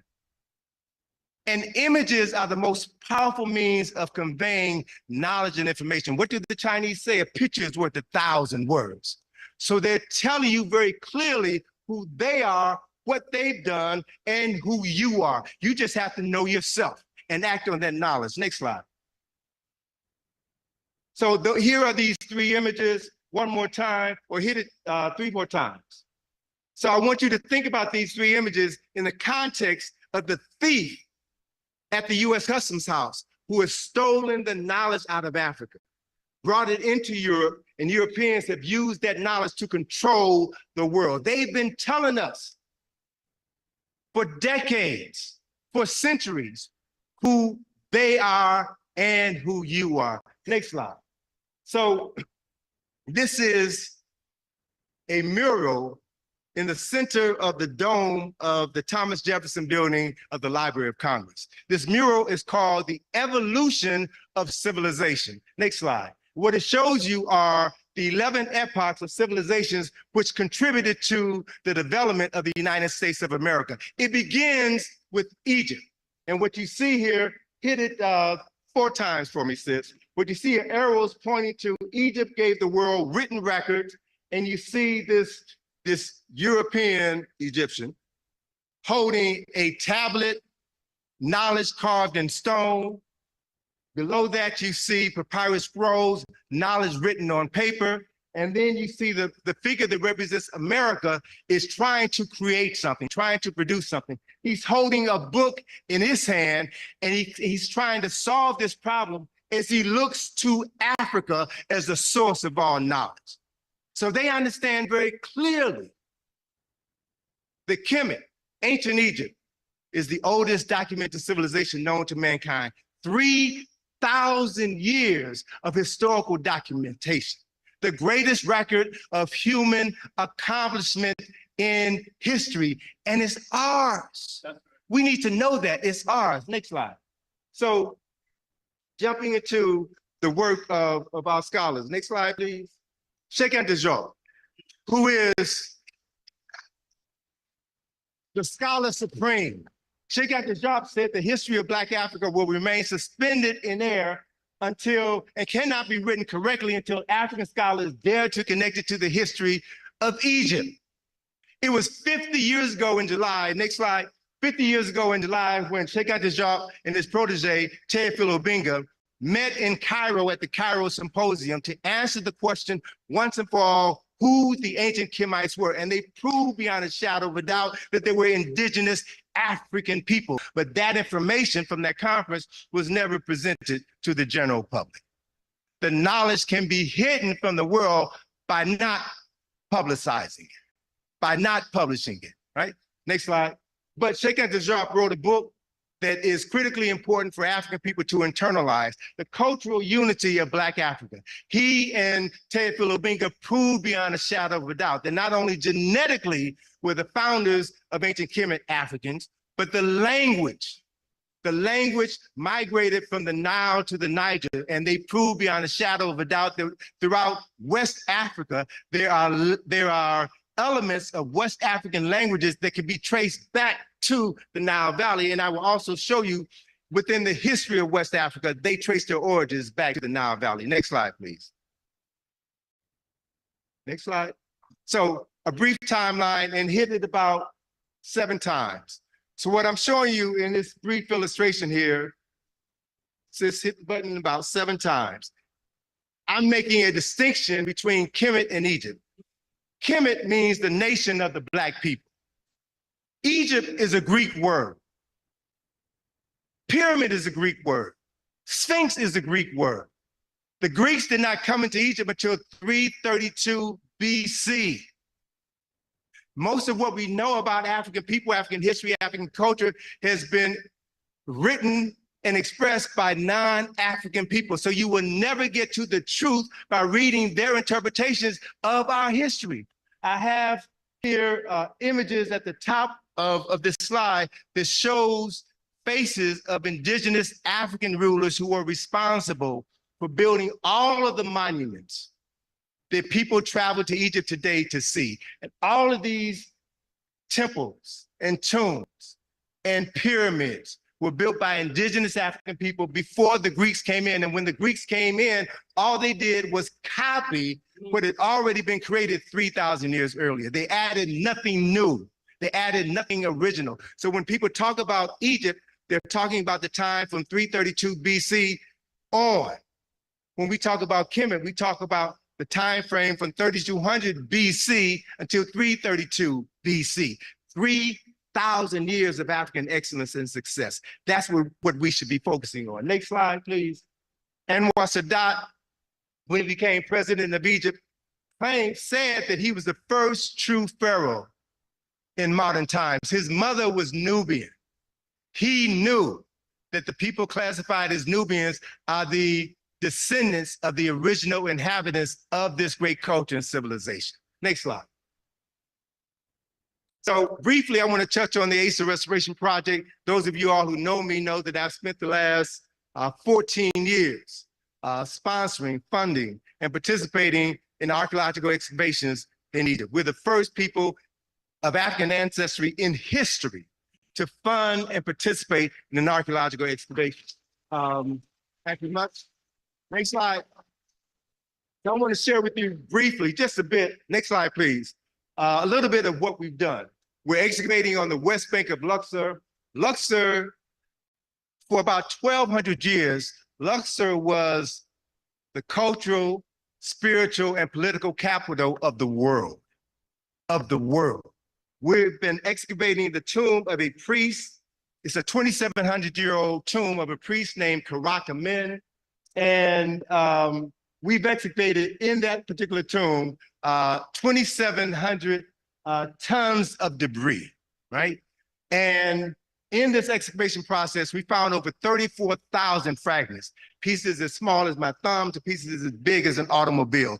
Every single fragment had to be cleaned, had to be labeled, had to be used to reconstruct this tomb. And the next slide shows you a reconstruction of the last part of this tomb. Tedious work, but it's the most important thing I've ever done in my life because it's given me an opportunity to get access to information that I never would have gotten in my life. Next slide, please.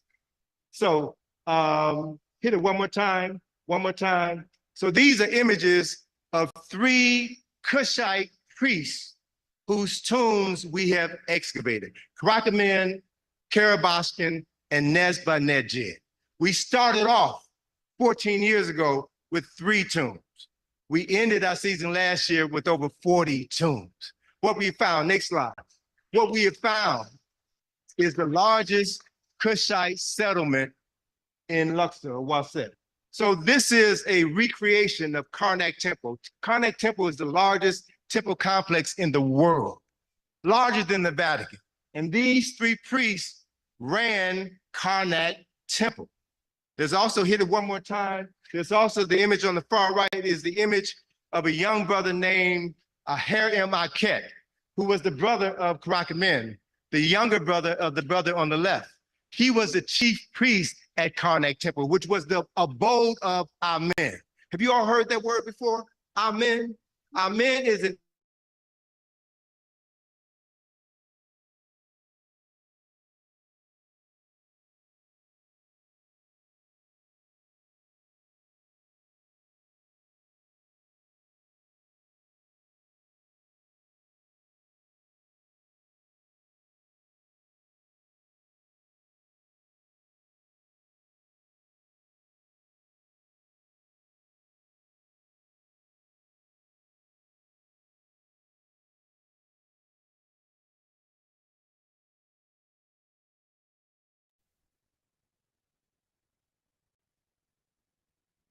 couple hundreds of miles south in Sudan.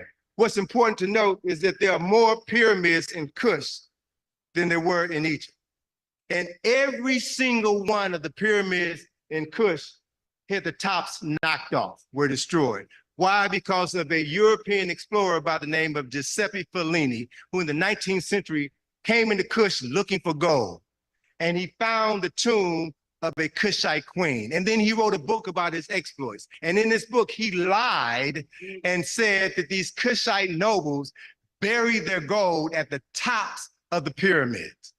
So that caused a swarm of Europeans from France and Germany and England and Italy to descend on Sudan and knock the top off of every Kushite pyramid. Over 300 of these structures, erasing our story. Next slide, please. So during this process of excavating, we found some incredible things. And hit it 2 more times, sis.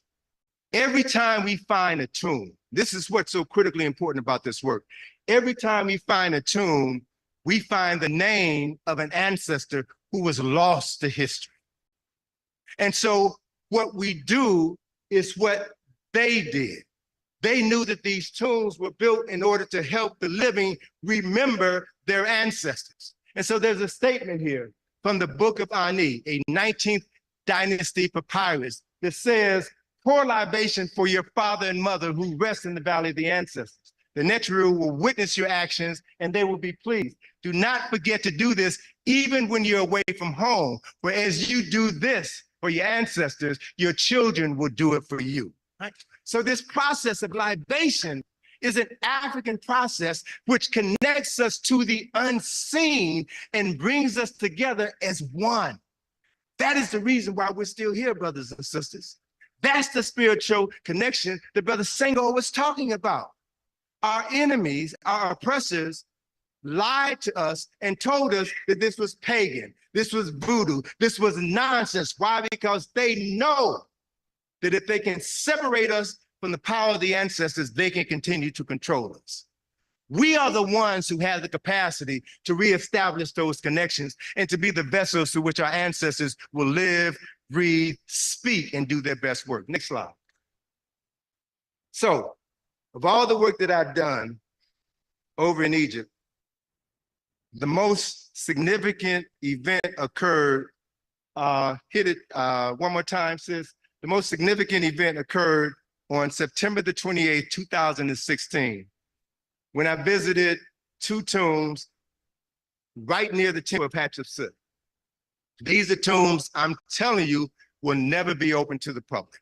They will never be open to the public. I was fortunate to go in, to walk through them, to study them. And as Brother James knows, whenever I walk into a space, I'm observing everything. I'm downloading information about everything that I see. And when I looked up, hit it 2 more times, sis.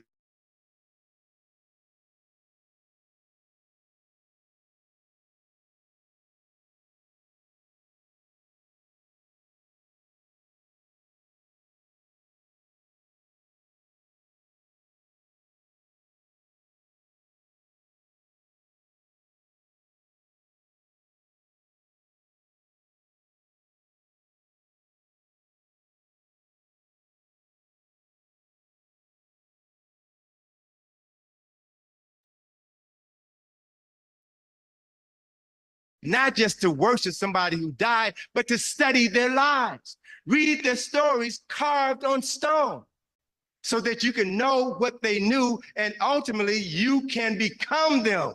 That's what it's all about. Next slide, please. So 2 days, okay. Synthesizing all of this information. I've had some phenomenal experiences over the last 44 years that I've been traveling to Egypt, and more specifically over the last 14 years that we've been participating in this excavation. And I'm at the point now in my life where I can begin to put the pieces of all of this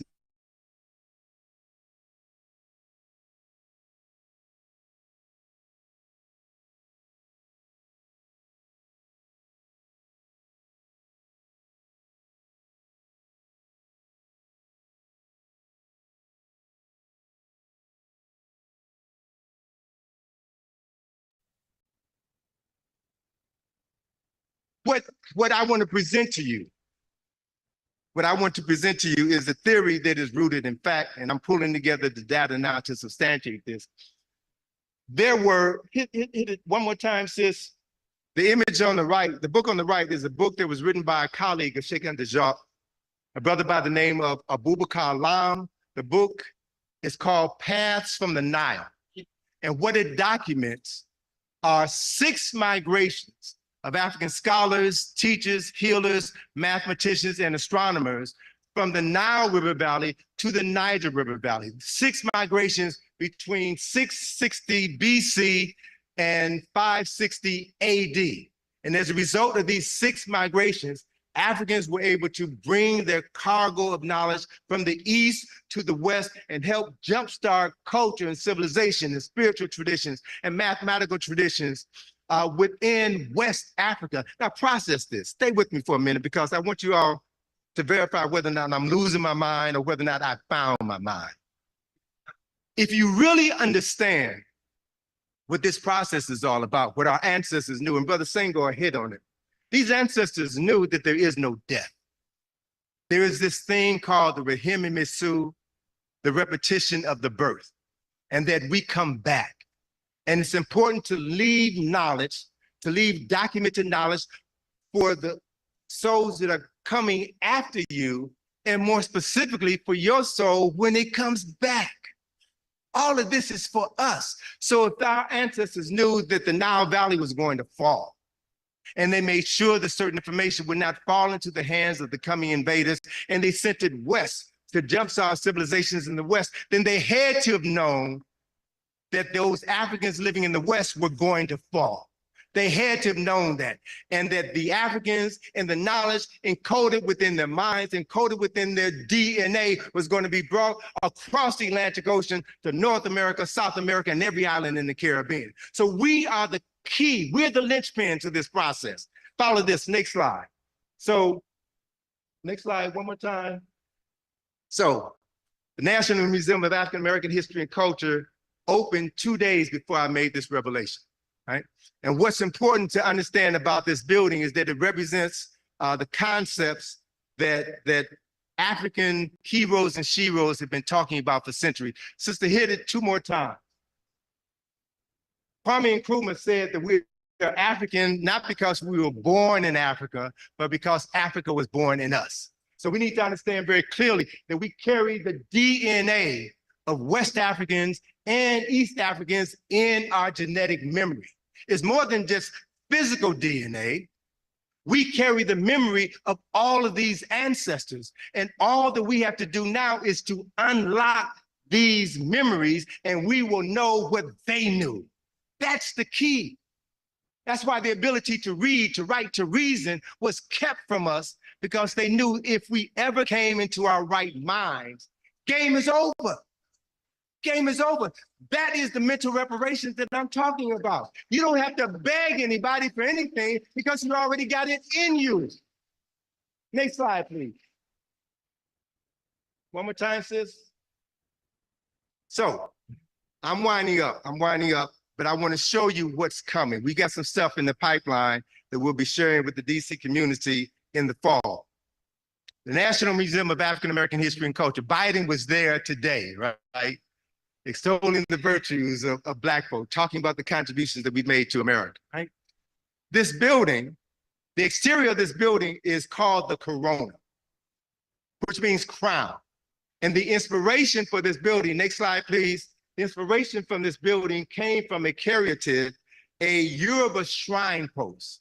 David Ajay, the Ghanaian British architect who designed the exterior of this building, was inspired by this shrine post, which has 3 inverted pyramids atop its head. And so the exterior of the National Museum of African American History and Culture is comprised of 3 inverted pyramids, which means if you understand the symbolism expressed in the architecture of this building, if it's modeled after a Yoruba shrine, it means that this building is more than a museum, it is actually a shrine house. It's a shrine house. And if you come into this building with the right consciousness, you can access the ancestors whose spirits are moving in this sacred space. Next slide, next slide. Follow this, follow me. Follow me and understand how the ancestors have been working through these architects to design something that nobody expected them to do. So hit it one more time, sis. I want you to notice the angle of the corona. The angle of the corona is 17 degrees. He designed it to be 17 degrees so that it would match the angle of the pyramidion of the Washington Monument, which is 73 degrees, to show symbolically and metaphorically East Africa and West Africa are the same, are one. Very strategically, he put that symbolism there, and those with eyes to see will see it. Next slide, please. Next slide. So everybody knows this, and if you've done our Egypt on the Potomac field trip, you know that that monument was not actually dedicated to George Washington when Masons opened it in, I think, 1888. It was actually dedicated to a Tsar. And the symbolism is inside of that monument. Take our Egypt on the Potomac field trip, first Saturday of each month, 10 o'clock and 2 o'clock. Go to our website, you can purchase a ticket and have your life transformed. But this next slide, one more time. So the inspiration for the design of the monument and the reflection pool were copied from Karnak Temple. Every temple in Kemet had Tekenu, which the Greeks call obelisk. Every temple in Kemet had a sacred lake or a reflection pool. What's important to note, hit it 2 more times, sis. What's important to note is that this sacred lake at Karnak Temple was built by Shabaka, the 3rd king of the 25th dynasty. Shabaka just happened to be the father of Karakamen and Harry-Marquette. His sons were responsible for managing the most sacred site ever built on this planet. David Ajay, the Ghanaian British architect who designed the National Museum of African American History and Culture, said that at its best, architecture is the physical manifestation of a culture's highest ideals. And what you will see here in Washington, D.C. is Washington, D.C. is copied after the best that the human mind has ever produced. Africa, it's yours, sisters and brothers. Claim it. Don't just drive past it and call it the Washington Monument. Know who it really represents. Tap into and draw into your soul that ancestral knowledge that is waiting to be acknowledged. Next slide, please. Next slide, please. All right, next slide one more time. So my books, Egypt on the Potomac, Nile Valley, deals with a lot of this information. Next slide, please. So winding down now. Hit it like four times. Hit it, keep going, keep going. One more time, one more time, one more time, one more time. All right, all the images.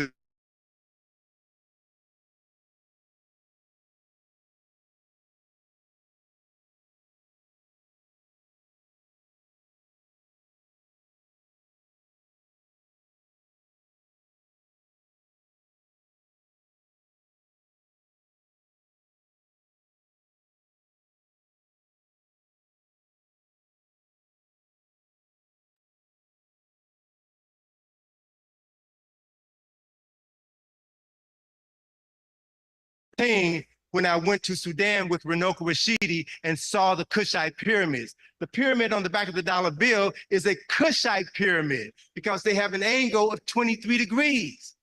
So these folk knew who we were, and they copied the best of African spiritual traditions, architectural traditions, in order to create the wealthiest and most powerful nation in human history. Y'all see what I'm talking about? Do you feel what I'm talking about? Next slide, next slide. Hit it one more time, sis. All right, so Arthur Schomburg, who inspired my master teacher, John Henry Clark, wrote an article called The Negro Digs Up His Past in 1925. I urge all of you all to go online and download a copy of that article and read and study that article. The most important takeaway from that article is Schomburg said the American Negro must remake his past in order to make his future.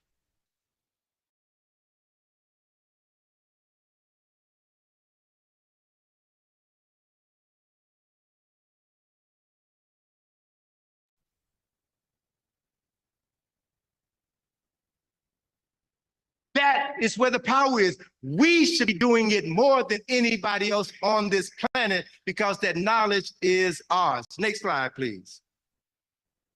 Hit it 3 more times. Let me so Clark told us what we must do. We shouldn't allow others to teach us. We should teach ourselves. Next slide, as I'm winding down now, we have a project that we'll be unveiling in September. It's called the John Henry Clark Enhanced History Project, and it speaks to what Dr. Clark said. If you begin your history with slavery, everything since then looks like progress. So the John Henry Clark Enhanced History Project is designed specifically to document 8,000 years of African success and excellence before our world was turned upside down. I often say that if the book of African history was a book of 1,000 pages, the story of our enslavement begins on page 995, and it's only 2 pages long. Our job is to document the first 994 pages of our story. We've got to do that. It's our responsibility. Next slide. So, as I'm winding down, I want you all to get this. This is the most significant thing that I've said this evening. Libation and ancestral intelligence are our superpowers. Everybody's concerned about AI, AI this, AI that. The only AI that should matter to African people is ancestral intelligence. We've got more ancestral connections than anybody on the planet. Hit it one more time. So that ancestral intelligence is knowing that we carry the genetic memory of 10,000 times 10,000 Africans within us. We carry that, every single one of us. And so it's knowing that our ancestors are the geniuses that reside in our genes. We got it all. We just need to embrace it and accept that reality. So it's knowing that when we call our ancestors, they must come because we're the reason that they exist. All right? Understand that we're the reason that they exist, and they are a reliable source of cultural and spiritual reparations. They will never fail you. Next slide, please. So as I end on these next 2 slides, come on, next slide, please. I want the ancestors to speak. And I want us to hear from 3 wise men of the African diaspora. Hit it twice, sis. Dr. Asa G. Hilliard, my beloved teacher, said that mental slavery is worse than physical slavery because the mental slave believes that he or she is free, never realizing that the shackles are on our minds. Next slide. Bob Marley said, emancipate yourself from mental slavery. Only we can free ourselves. Only we can free ourselves, and we have everything within us to free ourselves. Next slide, the last slide, is how we began this talk. Carter G. Woodson said, the truth comes to us from the past, and then like gold is washed down from the mountains. So I talked to Brother James about this as I wrapped up and got his permission to put it out here. I want to invite you all here after we're finished this evening to walk with us around the corner to this statue so that we can pour libation and acknowledge these ancestors and thank these ancestors and invite them to be in our lives. When you all come here tomorrow, I want you to end the session tomorrow by walking down to that statue and honoring these ancestors. Do the same thing on Sunday. And whenever you pass that statue, do that. Pour libation to your ancestors. Let them know that they are loved. Let them know that they live in you. And let them know and the world know that you're ready to continue their work. Thank you very much. Please, let's give a loud round of applause. Our beloved historian, master teacher, Dr. Browder. Thank you so much, sir. Very briefly, we're going to continue with the program. That's a quick message to ensure that you come back. I have our FOI is on the job right now. We got 3 plates, and we don't want you to get told or to get a ticket. You're parked in a parking spot that is reserved for the residents over here. So it's a New York plate, Nissan Altima silver, North Carolina plates, Nissan Altima is a darker color, and the last one is a Hyundai Sonata black with the Virginia plate. So if you own one of those 3 cars, please, to ensure you don't get a ticket or toll, let's go ahead and move that. New York plates, Nissan Altima is a silver color. North Carolina plates, it's a Nissan Altima as well. It's a darker silver color, gray. And then the Virginia plates, Hyundai Sonata, black.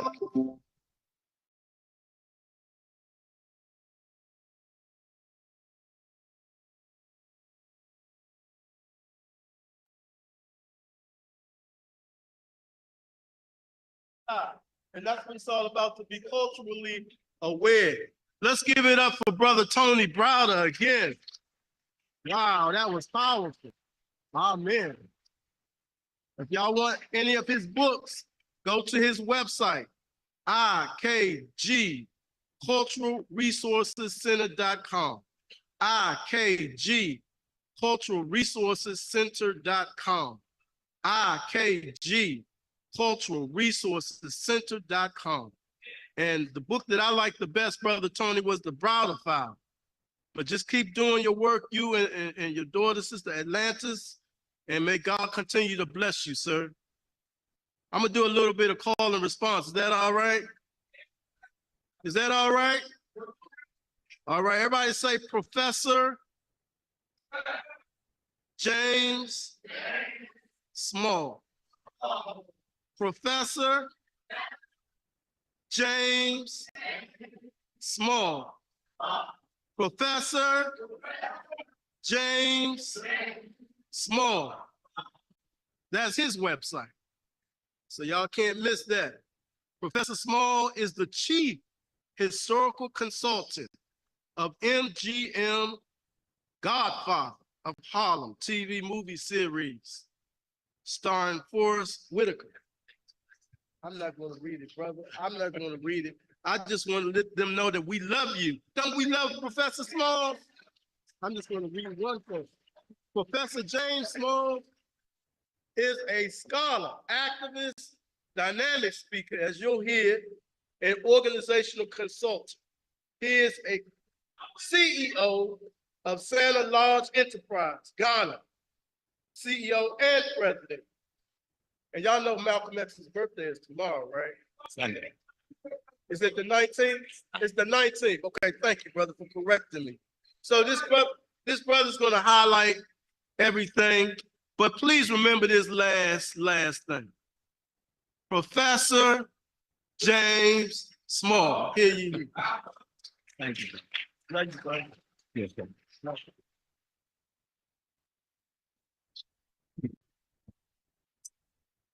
Assalamu alaikum. Peace and blessings. Now, this year will be the 59th year that we pay tribute to Malcolm's spirit. and to you, my great father.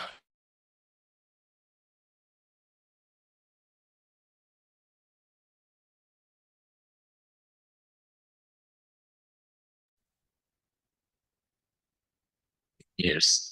So I got the opportunity to try to teach both tracks. Now I'm kind of like the invisible man, because most people didn't know I was a Muslim, during that period of time. Coming after Tony is the most impossible thing anyone could do to any human being. So I left my folder of notes on the chair, okay? That was extraordinary, Tony. That was an extraordinary presentation. So I want to see what the Spirit is going to ask of me to give to you concerning reparations. But I just want to tell you a couple of things. I just returned from Ghana last week. Some people may have heard that someone, Tony wiped them out. I don't really need them. Someone put a bar and a restaurant in the Elmina slave dungeon. So I wrote a petition and circulated around the world to the presidents. We did a few other things. We put some heat on the government.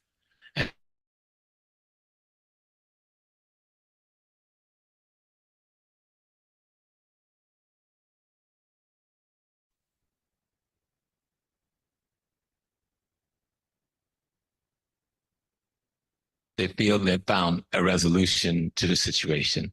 And on Monday, the government will announce that resolution. Second thing, because Tony laid out so much, and some of this is going to be for our father, America, when I was about 21, I was taking this beautiful young girl, Georgette Miller, to the prom, her prom. But I had no money. 21, in those days, you broke, right? So there was two brothers who always sat in the car in front of our stoop in Harlem, and they were always very courteous to the young guys. So they says, "Aren't you taking Doll Baby to the prom?" I said, "Yes, sir, but I ain't got no money for no tuxedo." They said, "Get in the car." So I got in the car, they drove me to the Bronx, and they rented me a tuxedo and some patent leather shoes.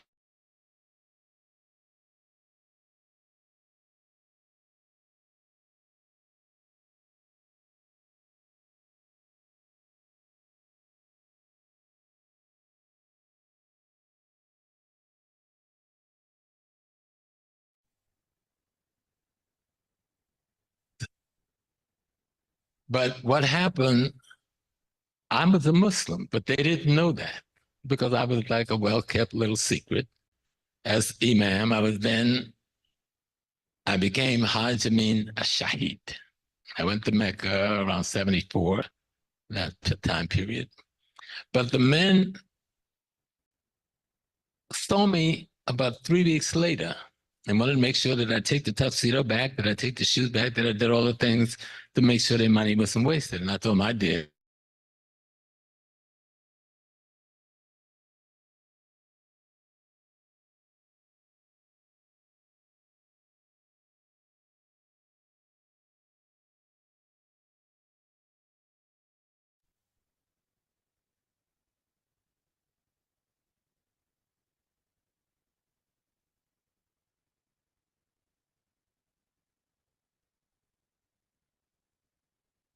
So I didn't understand that. So I went to Sister Ella, Malcolm, Sister Ella, why did these brothers treat me that way?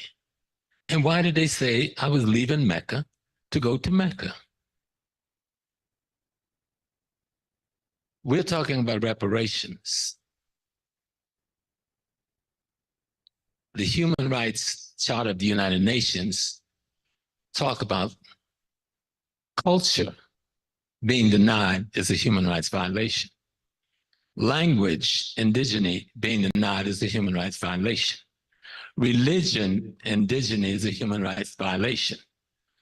The history of a people being taught to a people, if you violate the opportunity, you violated their human rights. All of those things are worthy of reparations and have been given to different people across the world, reparations over this last century on one level or another. So we have to understand what has occurred here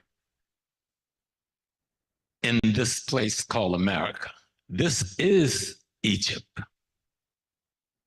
The man was telling me, we don't need Saudi Arabia anymore because what Mecca represented then has been built in the US now. You'll understand it.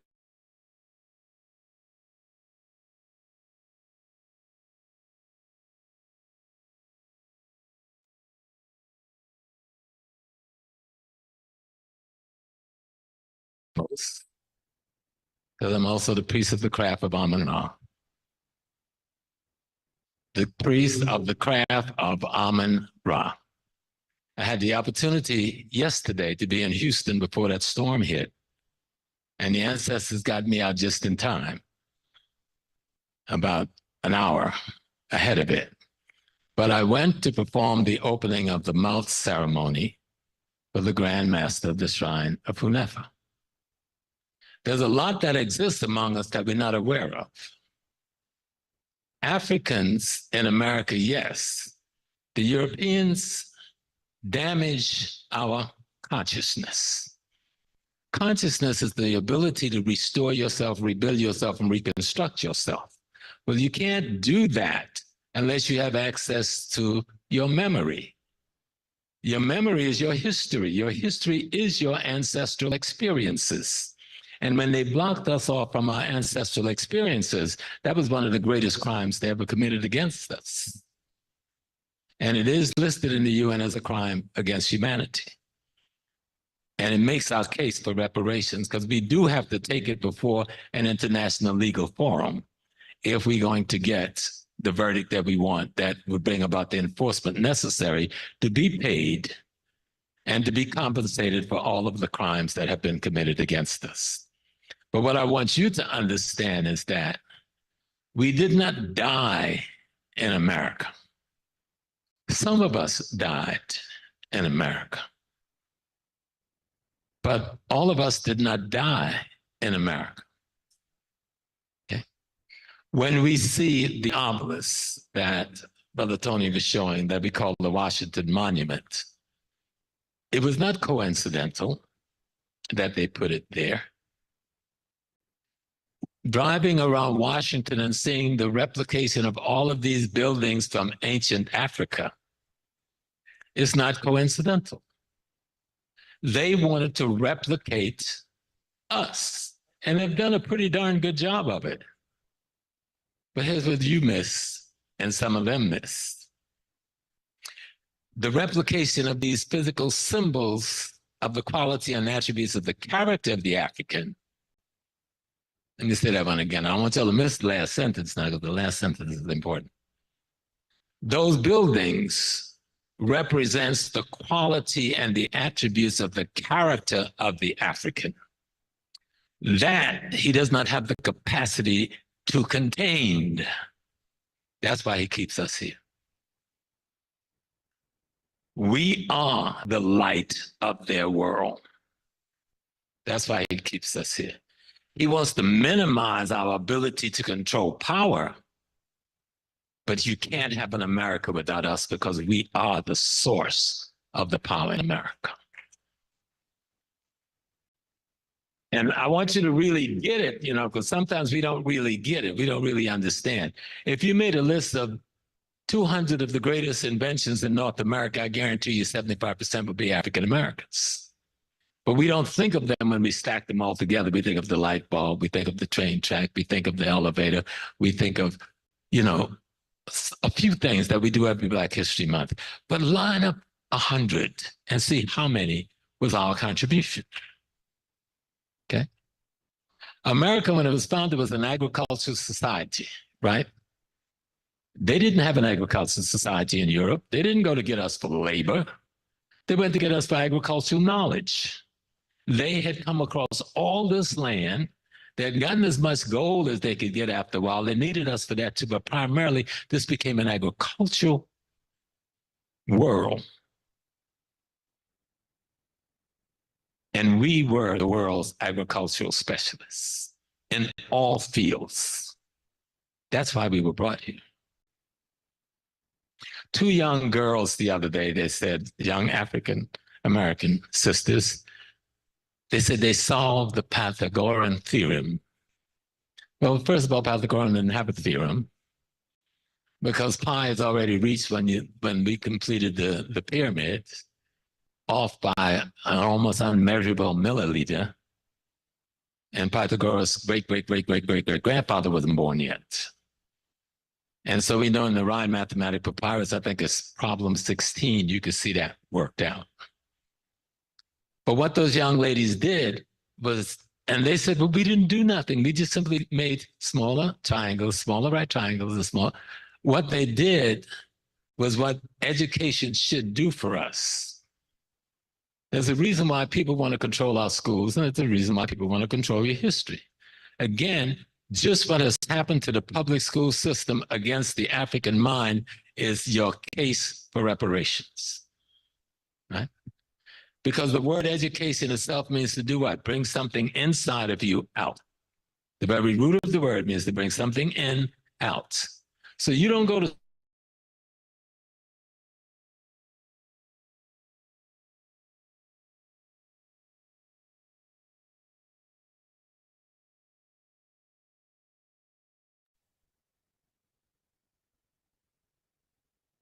there is something inside of you that these tools, when appropriately applied to your consciousness, allow you to bring out of yourself. Before I started saying we're God having a human experience, the Nation of Islam was saying we were gods. Am I right, sir? Okay. Before the 5% nation under Brother Clarence was saying we gods, the Nation of Islam was saying before Clarence left the nation, we were gods. And it took me a long time to get that one. That we indeed are the universe itself. See, there's nothing on the back of my shirt. Jinyami. Naninyami. Nothing exists but God. What are we? Expressions of aspects of that existence. Listen to me, Paul, because I'm not getting away from reparations. It's time to give you something. We are expressions of aspects of the essence of that existence, which means each of us contain the totality of the God's possibilities. They took that away from us. They took our access to that understanding away from us by denying us the tool to extract what comes in us from the universe itself. And that's about this war. Yes, sir. So we at war. Reparations is one of the tools we need to win the war. And when we make this case, as our great attorney, Queen Mother, was making for us, I mean, that's just extraordinary what y'all went when y'all went to Geneva. I had not heard that before, and I'm sitting there going like, we thought we did something. Y'all was like super revolutionaries. And I'm like, oh my God. And our children need to know those stories. They need to know what you did. They need to understand the work that has been done, because a lot of people think reparations is something new. We're just starting it, and they're not studying the work that's already been done.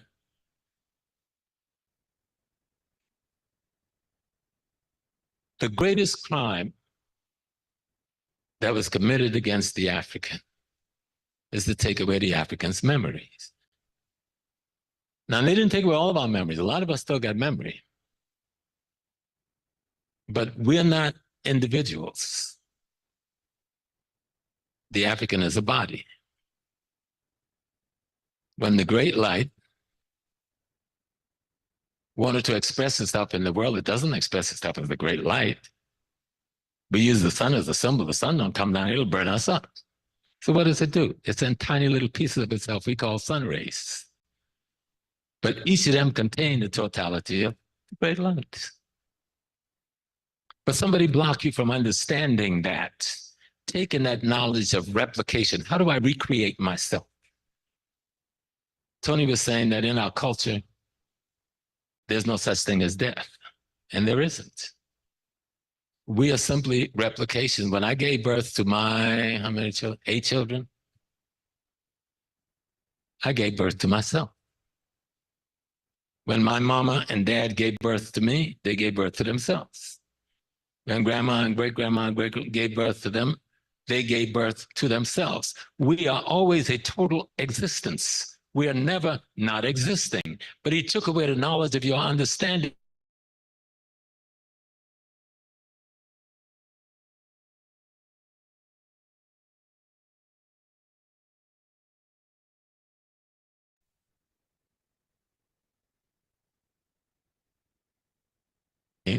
No, you are that aspect of God that creates.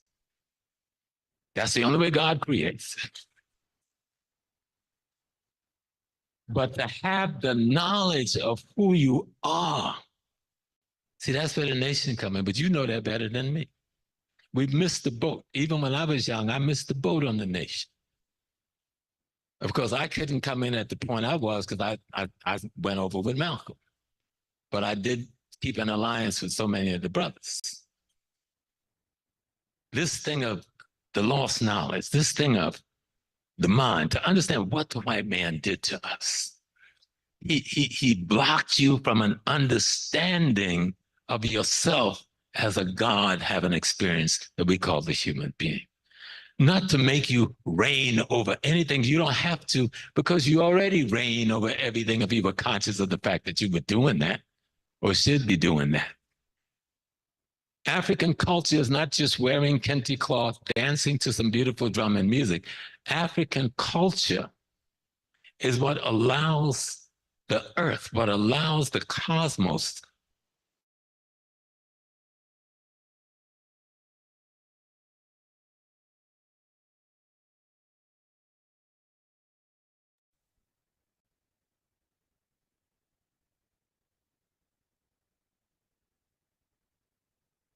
the repast. And the ancestor said, you go to the airport. And I listened to them. I said, I'm not coming inside. I'm going to go to the airport a little early. Got to the airport, got on the plane. They wouldn't let us leave. They held us for 2 hours because this crazy storm came through. But when you saw what it did to Houston this morning, about 2 tornadoes followed the storm. Now, I figured Jabez probably was angry about something we didn't. He just tore up the whole city to make himself happy. But imagine having the ability to control energy without splitting the atom. I hope y'all understand. Y'all don't quite understand where I'm going, right? That's kind of like out there someplace. I'm matter and I'm energy. If I could collect all of the energy that is me and blow up myself, I'd be a nuclear explosion. To build a robot that can do everything that my body could do with all the cells in my body do it with and replicate those cells every day, you'd need a nuclear power plant. But the sun is our nuclear power plant. The energy we get from the food is that nuclear power plant. Because we're nothing but mud and fire, right? Every bit of food you eat come out of the dirt, right? And what did it absorb whatever seed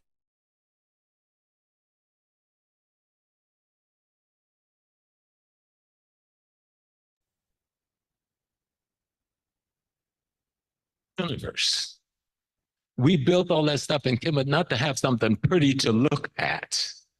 Those were tools that teach us concepts, ideas, and principles of how to live life in harmony and balance with cosmology and ecology and one another. So there was no war, murder, death, lying, stealing, and destruction that's going on in society. That they cannot replicate. They can replicate the symbols of those things, but they need us to keep America from falling apart at the seams. Every decent law in this country that we can call human rights law of worth, we fought to put it on the books, not them. They don't have the capacity to contain and retain what's necessary to make a civil society. So when we go to war, and I'm going to close with this, and we take our case for reparations, the case that make it clear that history allows you to erase the mystery. Dr. Hilliard, one of Tony's great teachers and mine, said, the greatest freedom anyone can know, and Mother was talking about identity, is to be shackled knowingly to your identity. The greatest freedom that anyone that can know is to be shackled knowingly to your identity. And he's chopped that chain and unshackled us from our identity. That's why Afro descendants. At first, I was kind of like, I want to throw African in there, but I listened to it after the last conference real well, right? And I go like, that makes sense because it includes all of us as we are scattered all around. Our identity isn't just the language we speak. Because remember, every language is like a ship, right? It carries the information of that group of people for that time period that were in that location, functioning in that way. See, I would have a contention. I wouldn't contend with Tony because I love Tony too much, but I'm the eldest, so I can contend a little bit. That we went from West Africa to East Africa and built Kemet. And when the invaders came, we returned to the ancestral lands and went back to West Africa and rebuilt new civilizations again. And so when we were brought here to this country, and I'll conclude it with this, because we don't think of it deeply.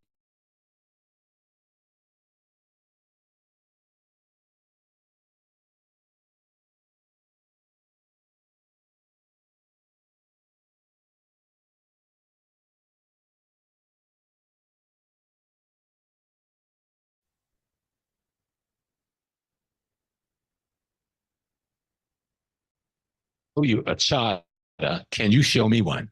And no white lodge in America can show a charter from the Grand Lodge of England. None. They have been, the lodge from England set up their lodge, but they can't stand on that. And even if they could, 33 is just walking in the door. Yes, you can't reach 360 until you're laying prone, but you get there at the day you say goodbye and say, I got to transition and come back again. I put this out there for some who hear me. Do you hear me? Those who hear me. Okay? Because we built America. It was never the church itself that was the great force. It was those societies of secrets that African men and women had who ran the church that made it a great force. And those societies never died when they drove us out of Kemet. Every African society retains societies of secret for the men and society of secrets for the women. And a lot of times, I remember when Sister was speaking, and I remember somebody come up and talk about the power of our women. In African culture, in every phase of culture, in every part of our known history, the women is the power. She gives authority to the men. Hear that well. The women is the power. She gives the authority to the men. That's what that statue where you see of Isis sitting there with Horus sitting on her lap. But remember, also on her head is what? The throne. She is the throne that the male sits upon.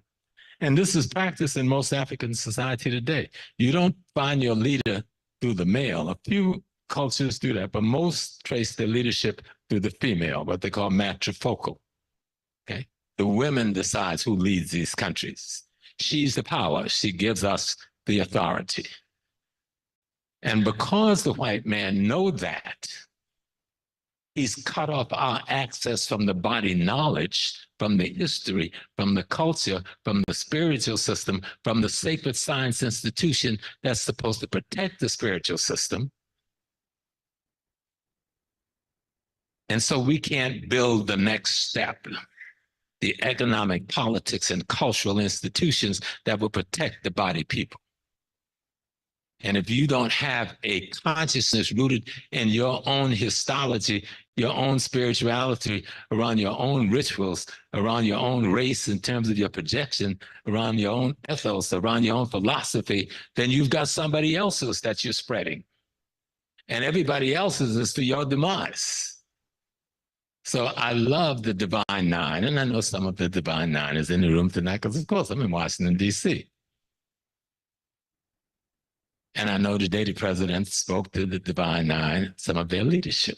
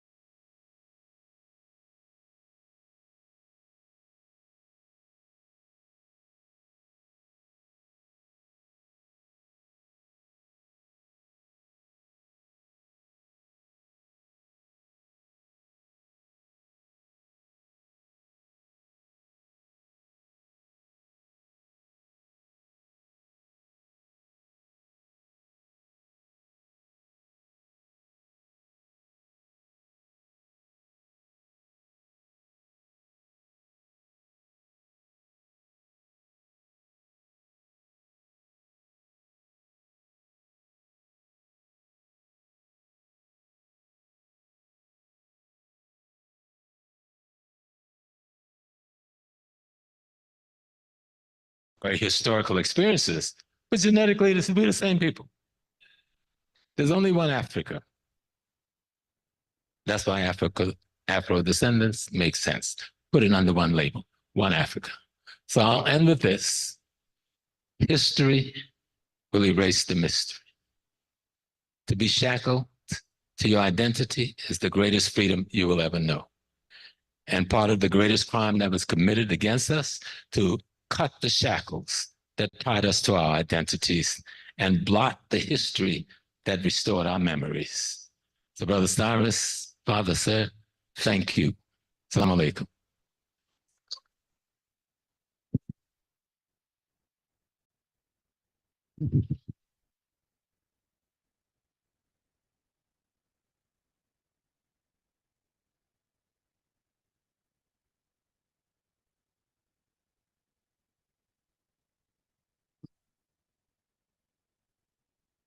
See, when you speak from the soul, you speak to the soul. And you can tell whenever our dear great elder speaks, he speaks from the soul, because it's something about his words that just resonate with you in a way that activates that Africanity. So we thank you, Professor, for all that you have done and all that you continue to do in the name of truth. Please, again, let's give him one more round of applause.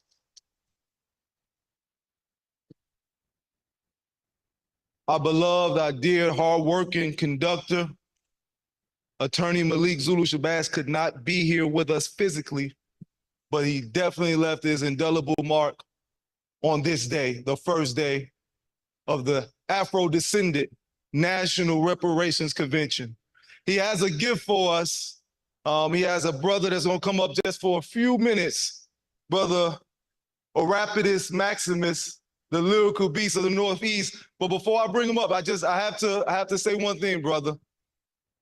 I need some help from all of us, because everything is real. You heard the Honorable Silas Muhammad, you heard the Queen, you heard all of these great men and women talk about the over 30-year experience of going to Geneva and fighting on our behalf, even when we was oblivious to the reality.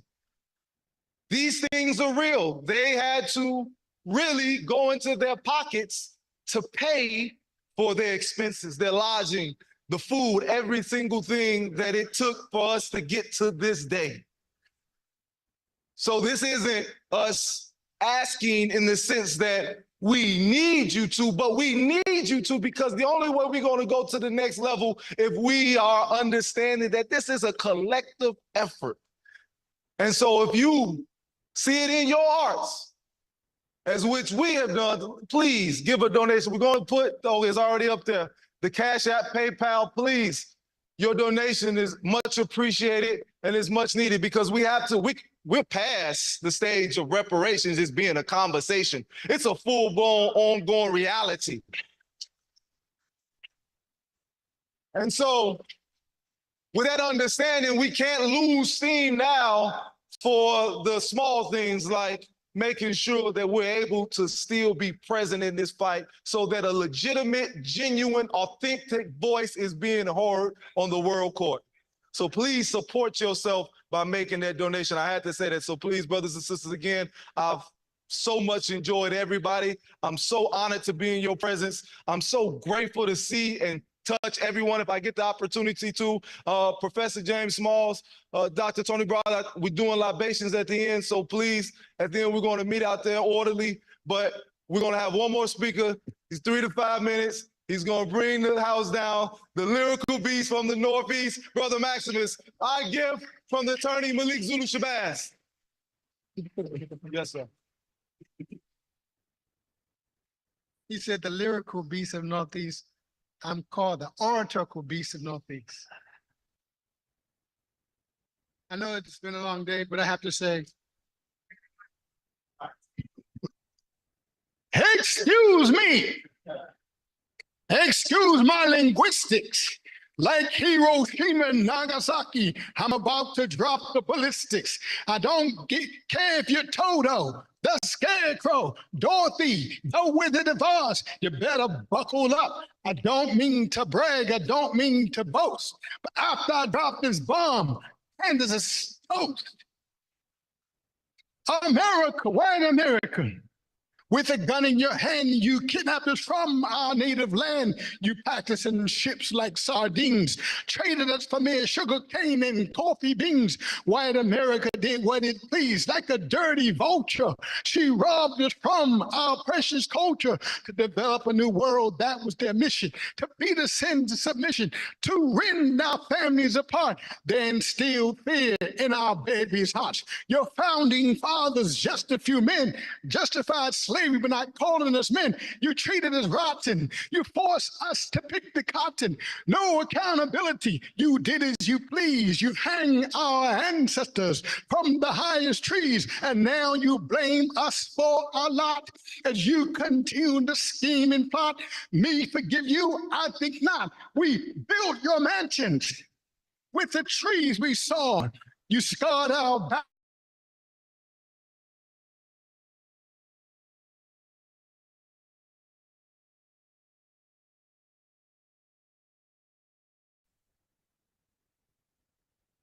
Wild horses to tear us apart. You destroyed our family structure. You sold us in auctions. You forbidden us from reading out of precaution. You emasculated our men. You raped our women. And you wonder why I'm still fuming? No, I'm not fooling. What type of people will force us to eat on dung and drink on urine? Fast forward down in our communities, you view us all as thugs. You flood our communities with your illegal drugs for our poor to sell, providing us with enough.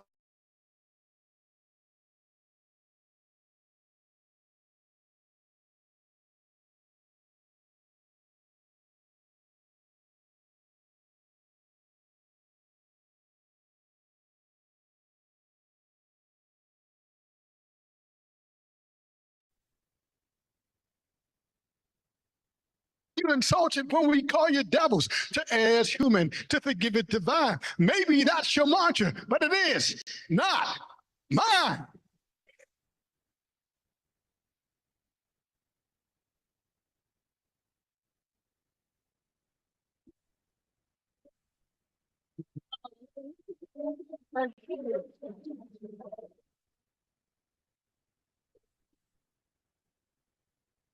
I know he said it was the oratorical, but I wasn't too off with the lyrical part, brother. Well, again, I want to thank you all. I believe that, again, I told you the fruit is on it. We have an iPad that somebody left.